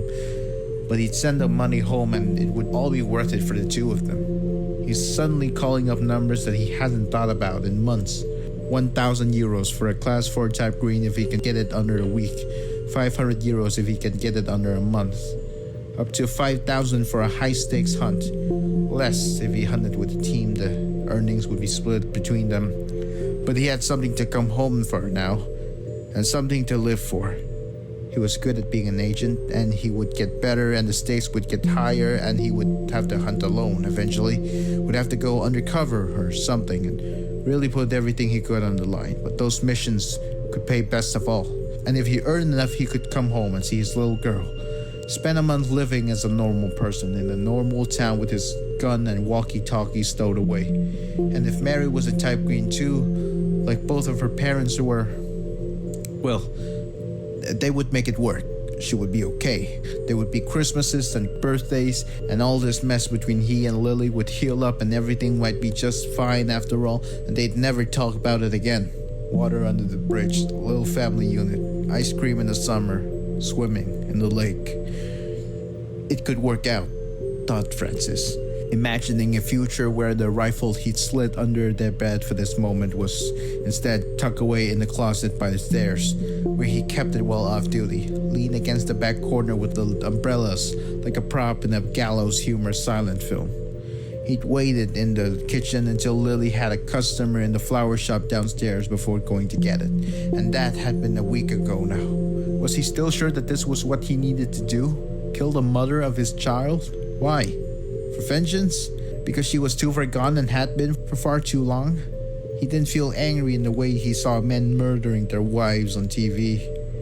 It wouldn't work out. Thinks Francis next. The next step after this was marriage, and some deep part of him, some primal corner of his subconscious who knew how this would have to end, knew that he could not do this much longer. Mary would not fix Lily because nothing could fix Lily. It was the same chain of events that he'd seen in all the type greens he'd killed in the GOC, and he'd never questioned those diagnoses made by someone else behind a computer screen hundreds of miles away. Yes, it was now or never. Now, or she wouldn't stop for the next 18 years, and when Mary moved out, she would finally manage to kill him. If he did manage to do it first, leaving was out of the question. Who knew what she would do in her condition? What if she went on some kind of rampage? Francis does not hear the boiling water lapping the lowest step now. The baseboards around the cashier counter, trickling down the steps to the basement where he has not stepped foot for months upon months. They have been screaming upward and Francis has been screaming downward. A misconnection, a dash of fate. Or killed their little girl, or killed someone else.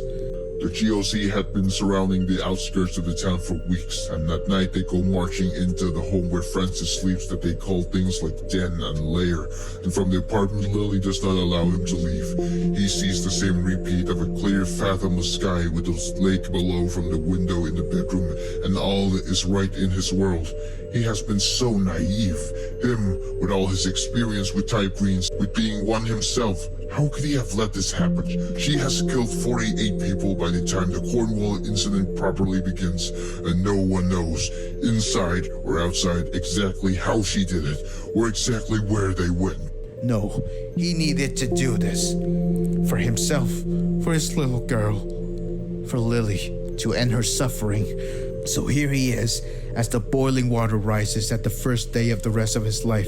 His girlfriend and best friend for as long as he can remember is lying in bed, and she's beautiful and terrible, a blade contorted to cut the thin flesh of reality with the precision of a surgeon's scalpel. The way she calls him catches him off guard in its softness. It's love, Francis. Can I see her? And he smiles and sits on his side of the bed. And she's laying on her side of the bed, and for a moment he sees every reason he ever loved her laid before him like a cartographer's map. Here is the point where you became the frog, it says. And here is the point where she boiled the water. Here is the solar plexus of your desire. Here is your nadir in her eyes, in the way she lies so evenly to you, made you think you were the one spiraling into the grips of a class 4 condition. She's built this house like she's built her rituals, and she's built her rituals like she's reconstructed you, patched and reeling in endless contempt, an animal entwining itself only further, as sure as the water rises and boils for an old and hungry god. I love you, says Francis. Touch me, Says Lily. The lake is red. It fills the streets of North Axis and it floods all the forest, the little creeks and streams.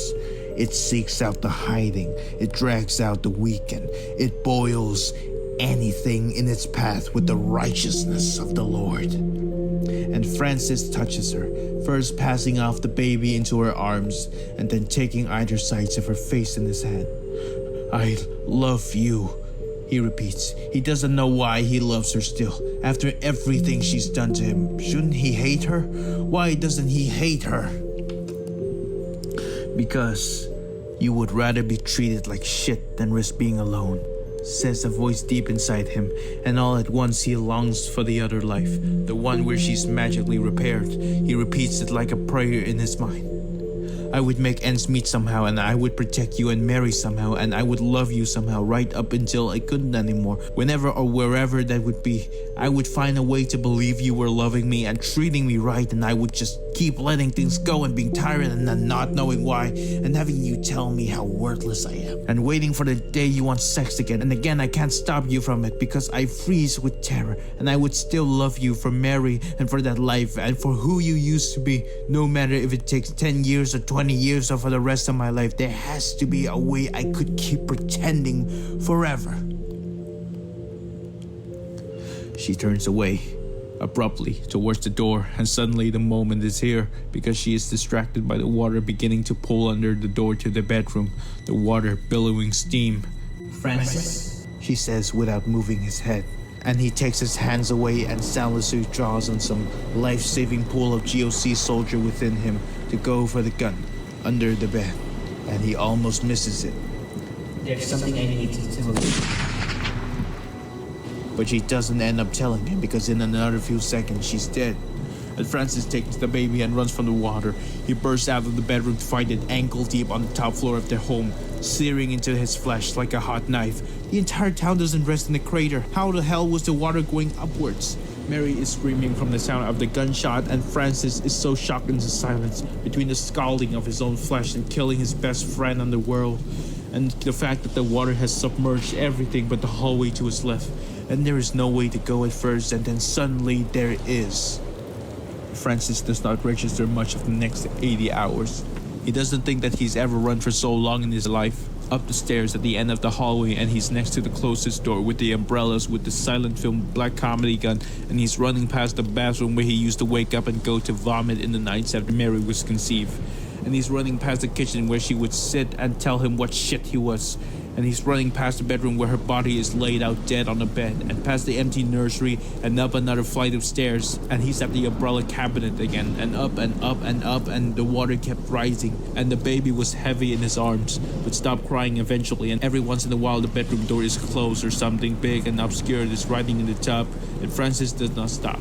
Does not look to see if the flood is coming, does not halt even for the men chasing him in armored gear. He runs from an old and all-encompassing god in the lake below that he's been changed to in a ritual that has not been attempted for 1,000 years. He runs from something that he cannot place, his own fear, or from the house, from Lily, from the men in black armor, from North Access. Does he think that if he runs far enough and fast enough that he will no longer surface back where he started? Is he running from an old sort of concept, a spirit of flood and of endless passageways that would now pursue him for the remainder of his life? Montauk? Was that what he was afraid of, even if he could not place it? Even when he runs the same tracks endlessly in his dreams? Montauk? As it's written in the old texts, the pressuring fear, the hand of the red god. He runs until the gas bombs they throw up the stairs make him too tired to continue. And just like that, it's over.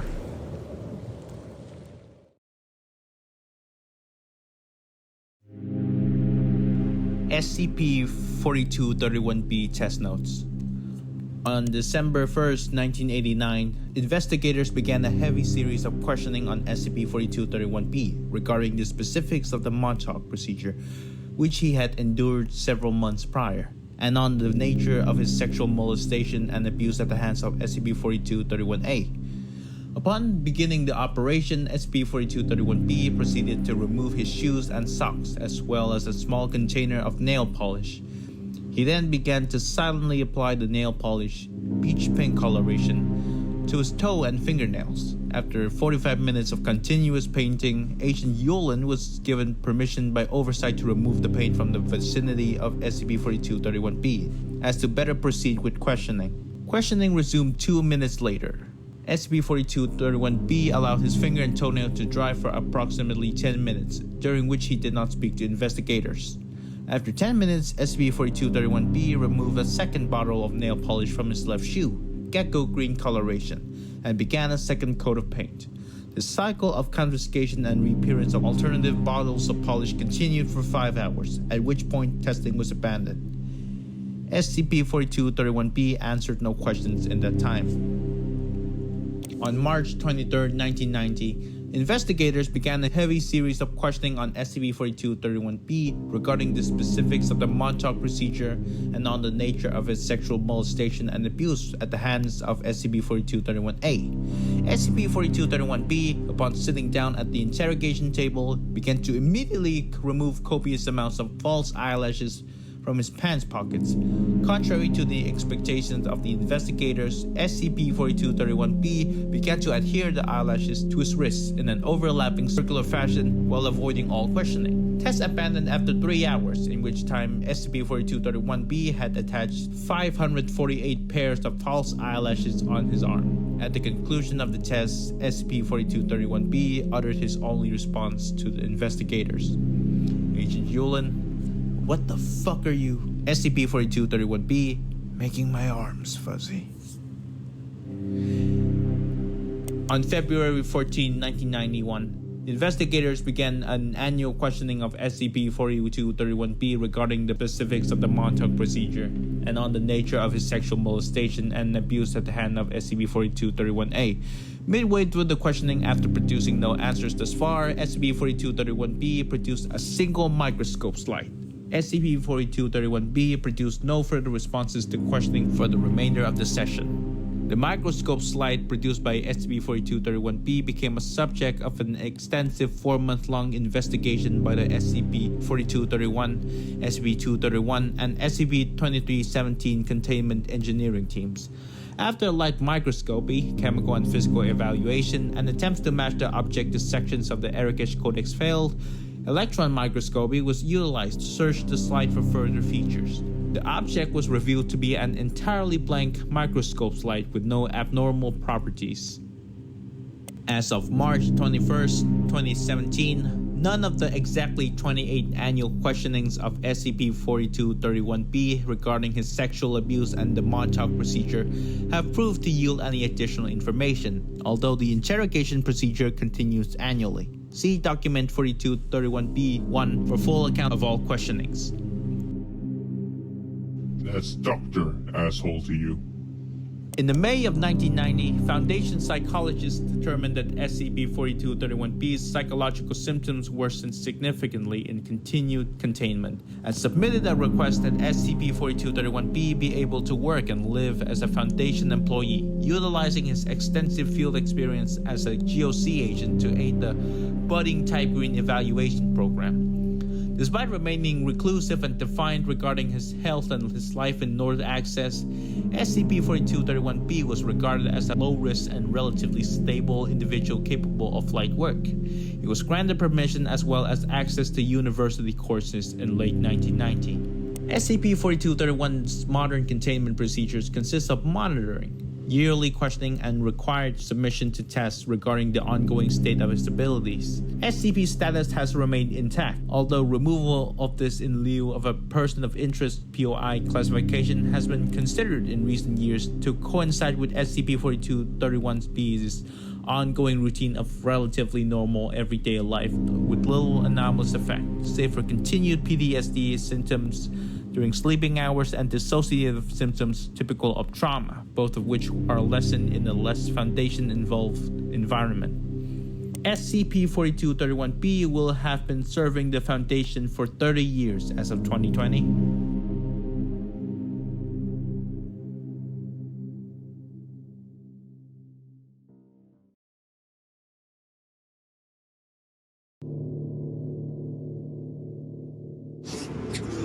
Three scenes from an exciting new industry.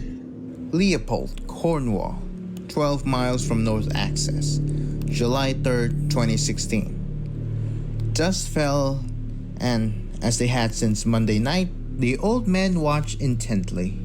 The Green was an old bar on the main street of Leopold. It hadn't changed since the 70s, and the men damn well liked things that didn't change. There was the old stool so-and-so had a stroke on over here. The knife gouges in the counter where some long and convoluted back and forth had ended, ironically anticlimactically. There had been a roar of disapproval when they tried to add a Wi-Fi router for the younger clientele. A partial riot when they removed an old painting with dart holes in it. The men of Leopold, at least those who had moved on since retirement, moved on or passed on, gone to London to live in a home, or decided to spend their final years abroad, were farmers and ranchers from just outside that refused to leave and preferred to have everything just as it were while they were at it. There were 4 of them this night in particular, and they wouldn't have stayed so late if there didn't appear to be change coming on the horizon for them to watch and complain about at the diner several doors down in the morning. The owner of the bar and its keeper, Dan was his name, a fat man of nearly 70 who'd run this bar just as his father had, occasionally leaned over the counter to see out the front window where the other 3 were sitting silently, beers between them, waiting. "Anything yet?"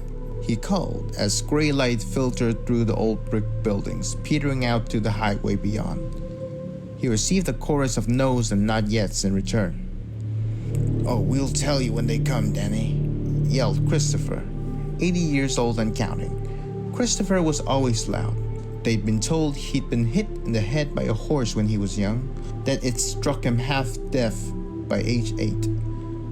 But they'd never been able to tell if it was serious. "Yes, we'll tell you," said Arthur, significantly softer. He was the youngest of them at 53 and still worked the farm where he kept his cows and horses. He hadn't bothered to change his overalls for this. He thought it was too exciting.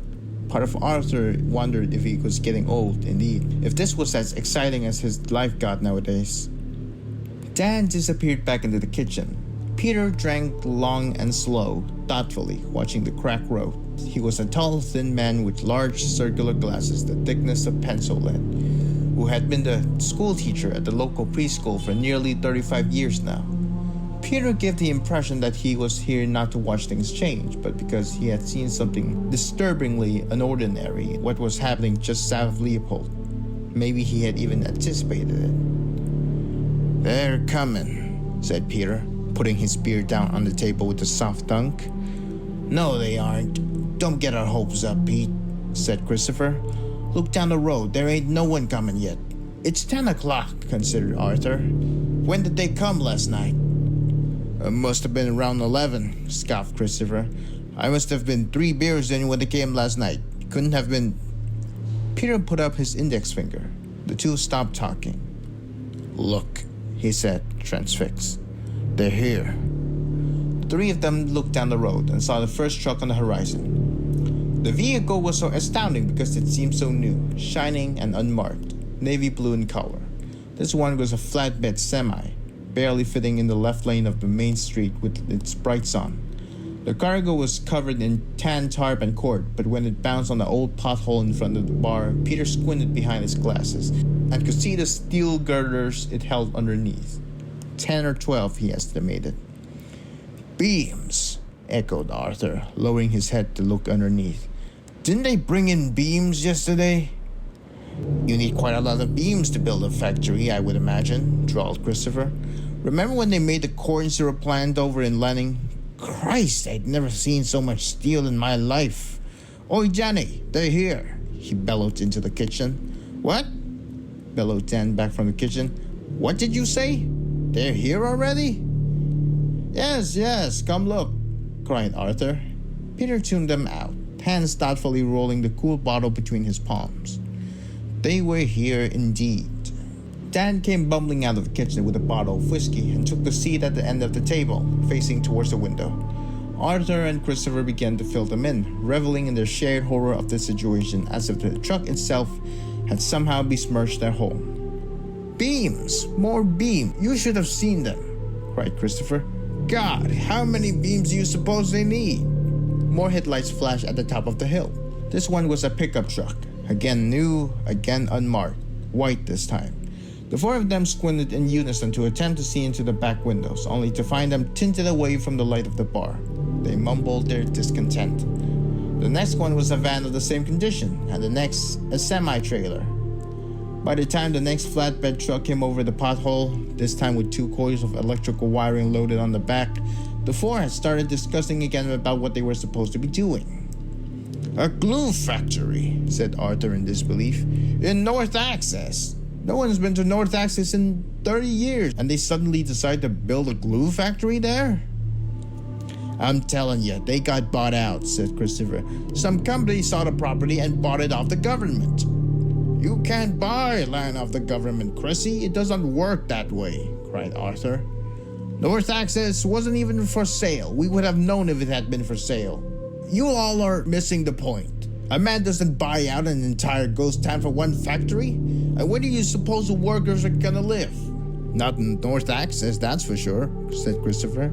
You suppose they know about the flooding? It wasn't a flooding, interrupted Dan. They lied to us. It damn well wasn't a flooding at all. Dan's right, Chrissy. It was a fire that took it out, don't you remember? Said Arthur. Christopher tooted and shook his head. Pete saw what happened, didn't you, Pete? And Peter had seen. Peter's mother had thought there was always something about him. She was one of the believers of the veal children born with special powers, believed him to be sensitive in a way she was not. In reality, Peter had been more than just sensitive, but he had not known that until several years after his mother had died, when the teenagers with the gun had come to the entrance of Leopold's brightly colored preschool and thrown in the door. But that was another story, and Cornwall had happened after that. Peter had left work in the late July of 1989, with a feeling not unlike the feeling he had had not 20 minutes before the figure with a gun came. And when he arrived at home, he had wandered at first, wandered like a dog disturbed by a storm. There was no definitive emotion behind it. Should he hide? He wasn't afraid, per se. Antsy, waiting for a message. And then suddenly, Peter had been pulled. It was exciting. Peter had never been religious, but the sensation was akin to seeing another on an empty tundra where one has lived alone all one's life. It was like seeing a gleaming city or sensing it was close. He remembered the wise men his mother had insisted he learn about, the stories he never believed. He remembered the star. Something is happening, thought Peter. And so he drove in the direction of North Access, and the warmth had grown.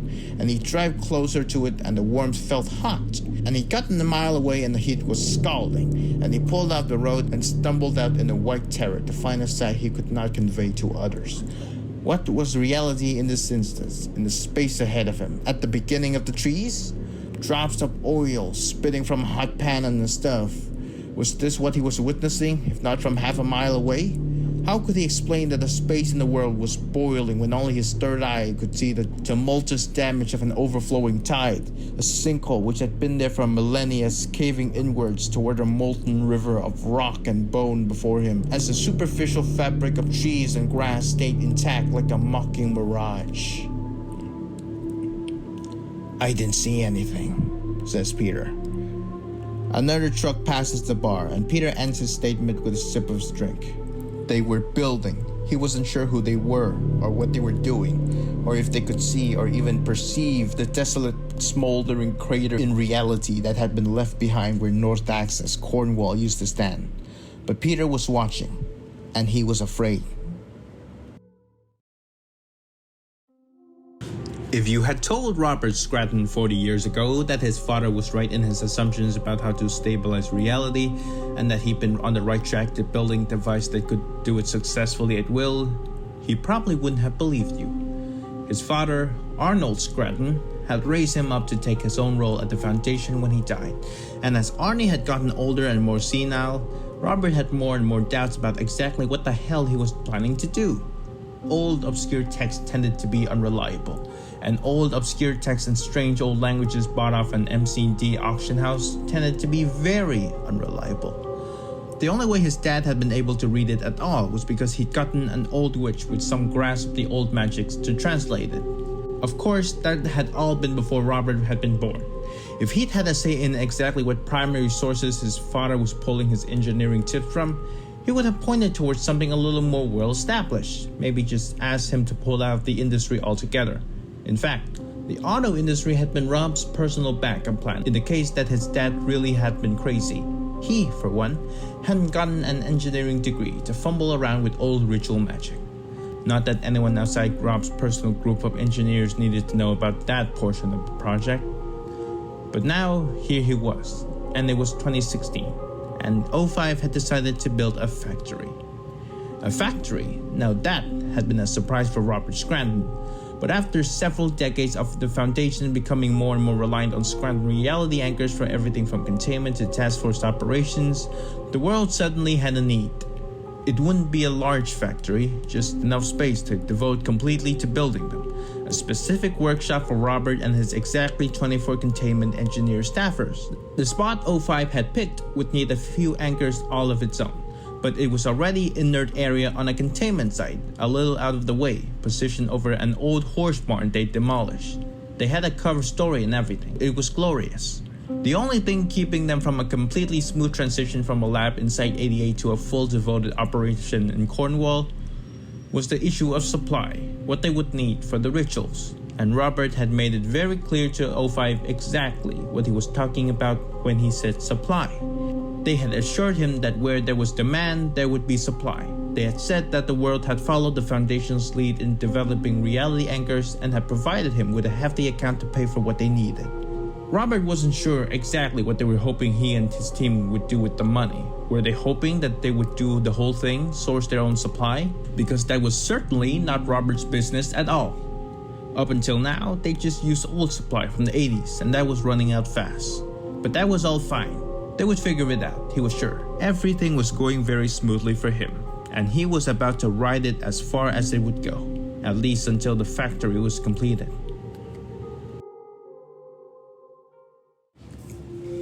April 4, 2016, 1000 hours, undisclosed facility in Newcastle, England.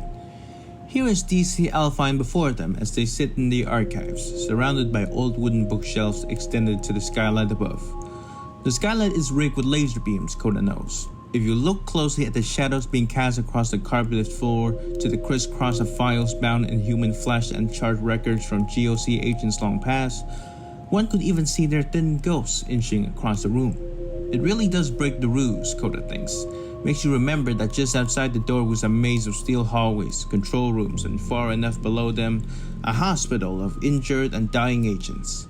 A Foundation operative in this room would be able to tell the entire scheme in half a second just by looking at the iron bolts half hidden at the northern baseboards. A normal person would be heavily distracted by the constant buzz of radio chatter from around the world blaring in their ears at all times, but Coda has been doing this job for so long it barely faces them. Sitting in the room, the two bathe in light. Their respective jobs are easily revealed. DC in a brown tailored suit stirring sugar into his tea, and Coda in a gender-ambiguous sweater and jeans, pale and haggard, raising the microphone on their headset away from their mouth in order to drink their own. Close, but not too close. Two machines miraculously running in perfect parallel. Violin bows suspended in a symphony, faint laser beam shadows in a dusty room. DC is troubled and Koda is unable to pin down exactly what it is that's bothering him. Koda knows the little signs on his face that shows he's lost rest recently, with the vague interest of an old dog watching its master. They take their tea, black and bitter, from a steel pot to the left of the table, taking a sip while listening to an agent in France getting blown off their motorcycle by a miraculously materializing pipe bomb. The resulting cacophony is audible from Koda's headset to where DC is sitting. He tries not to take notice of it, but can't help but wince at the distressed intonations that follow. The words are muddled and in a variety of languages, but having been an agent in the field himself for many years, he knows exactly what they're saying and dreads the sound. Koda pauses, picking at a stray thread in their sweater sleeve to turn down the volume once they see his mild reaction. It was a somewhat friendly gesture, but DC can't help but imagine the agent lying dazed and dying in the middle of a French freeway, oblivious that there were two people aware of their plight, calmly having tea several thousand miles away. Koda clears their throat. "Paris has it," they say, as though it could keep the agent from getting hit and killed by a minivan in the impending few minutes. DC nods. He can hear the faint monotonous rattle of the Paris dispatcher cutting through the chaos whispering out of Koda's headset. A hopeful part of him imagines that there's something that can be done, but he knows the agent's chances of survival dwindle with the number of highway lanes. "What a world we live in," he remarks. "What a world, Koda." It's Koda's turn to nod. They sigh, shift slightly in the old mahogany chair. "Indeed," they respond, just to humor him. There are birds making a nest on the side of the skyline. DC tries to focus on the two featherless robins to take his attention from the ensuing chaos of Koda's everyday existence. Koda looks at them too and wonders if the security beams would get them before they could fly away. They were getting bored, but knew better than to rush DC's commentary when he called these meetings. Sometimes, DC wouldn't get around to talking about anything at all, and they would just sit in silence, listening to the clock on the mantle, ticking their lunch breaks away. Koda always thought those were especially boring, and tended to turn their attention to the endless dilemmas in their earpiece, more for entertainment than for anything else. DC put his tea down on the saucer. "I'm going to run an idea past you," he says. "And I need you to hear me out all the way before you tell me no." Koda raises an eyebrow. While DC had been watching the laser beam birds, the Paris team had been trying to drag the agent off the road at the height of rush hour traffic, but the new proposition was intriguing enough to pull the younger officer's attention back to the events of the Dusty Library. DC takes a breath. "I was thinking about relaunching the Ichabod campaign," he says. No, says Koda, going for another sip of tea. "If it's the Cornwall incident you're worried about." "Incident?" They test the word in an academic half-sneer, probing. "You know, that's always irritated me, the word incident. 1,200 people boiled alive isn't an incident. 1,200 people boiled alive is a massacre.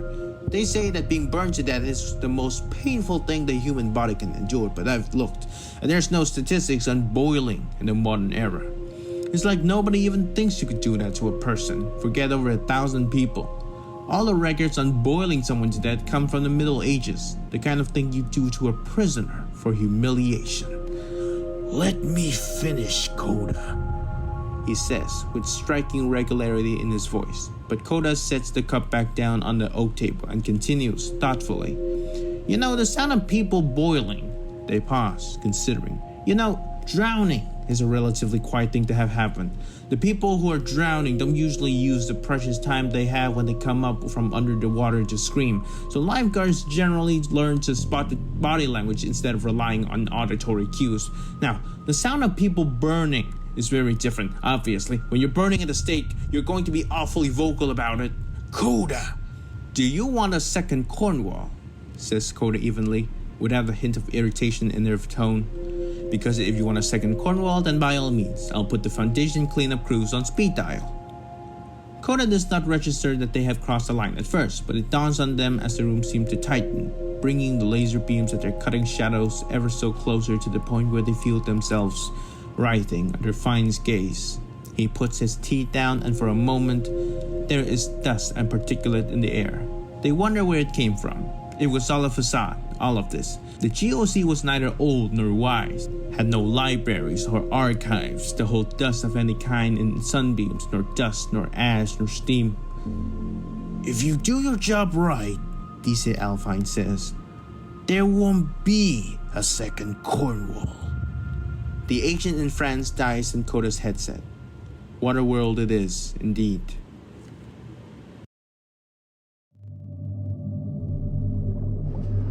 May 23rd, 1989. Tell me the truth, she says. They have been at this for an hour and a half, and Francis Horsichowski is writing on the bathroom floor in front of her, sobbing. He isn't sure how he got to this point, and he isn't sure if he'll live past it. It is one of many nights like this, but tonight she asks him for the millionth time. Tell me the truth. She's blocking the door. He's afraid of what she'll do, but she's so tired, so fucking tired, that he's bleeding again. That's how all this started, was that he'd woken up bleeding again. I don't know the truth, Lily. Francis screams and his voice cracks.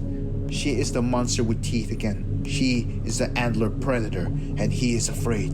The truth he had given had been the wrong truth. And in another life, when he lays safe and sound in a bed in a Siberian training camp hundreds of thousands of miles away from North Axis, he will wonder if she's pretended not to know because she was horrified at what she had done to him. Had she had done it because she knew what was happening to her, that it was her, not him, who had been in a slow and painful decline into Class 4 to maintain the denial? Had she done it to terrorize him? Had she wanted to hurt him at all? Or was she doing it to herself? Was he a byproduct of her implosion? Why did she deny it? And why did she do it to him at all? There is terror in her eyes. He wishes that it was self-awareness. He isn't sure of that now. You're a liar. She hisses. I don't know what you want me to say. Francis erupts because he's never been more frustrated and scared before in his life, and he never will be again. He screeches with the last shred of dignity and his last shred of self-worth, his last sense of being as the person who he is and has been. I am not a liar. I have never lied to you. You can't just make shit up about what happened. And then he sobs, and the bathroom is quiet, and Lily is quiet. And then she says quietly, like he hears it in his dreams and his nightmares, whispered around dark corners of his home, fleeing in the shadows, a dark doubt that lurks in his subconscious and haunts him in its most potent form, now and forever. Sure as the water rises in the tide. Sure as turbulence on an airplane leaving Tucson, Arizona in 1995. Tell me the truth.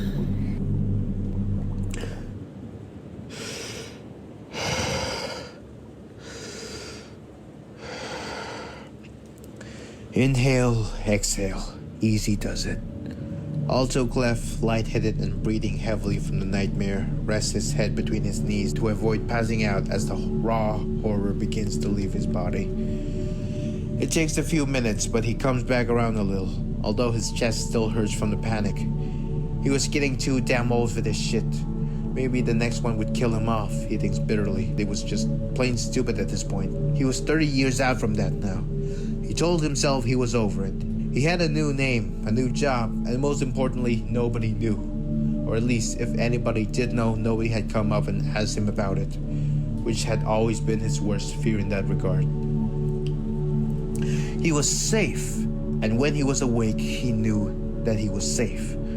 This was a Foundation training camp in Siberia, and he lived in the building in the heart of it.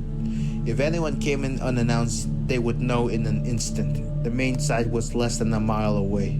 They had enough artillery between the two areas to bring the whole damn place down if they needed to. And as for emotional damage, the fear of being abused like that again, well, he never let anyone get close enough to try. So things were good. No, they were great, actually. Also thought they really couldn't be better.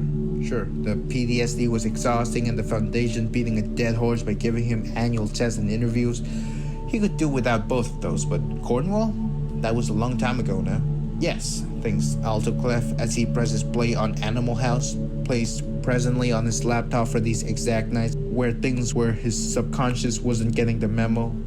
Cornwall couldn't be farther behind him, and he was safe. And things were good.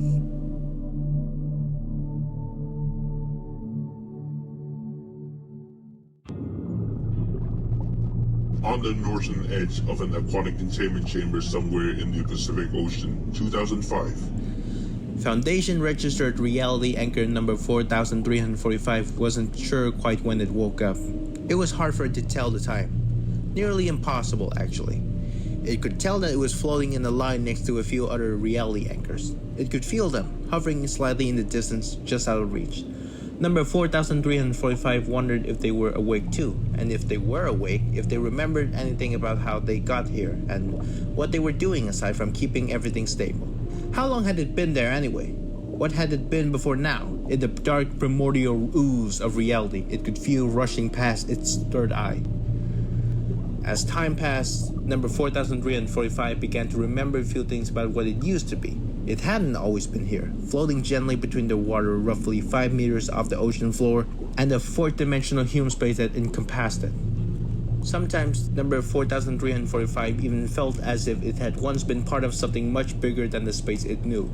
It didn't have the ability to think very much and only considered these questions once or twice a month before getting tired and going back to drifting on its chain as it always did. But after a few years, it had been able to push and pull free a single memory. It remembered the house.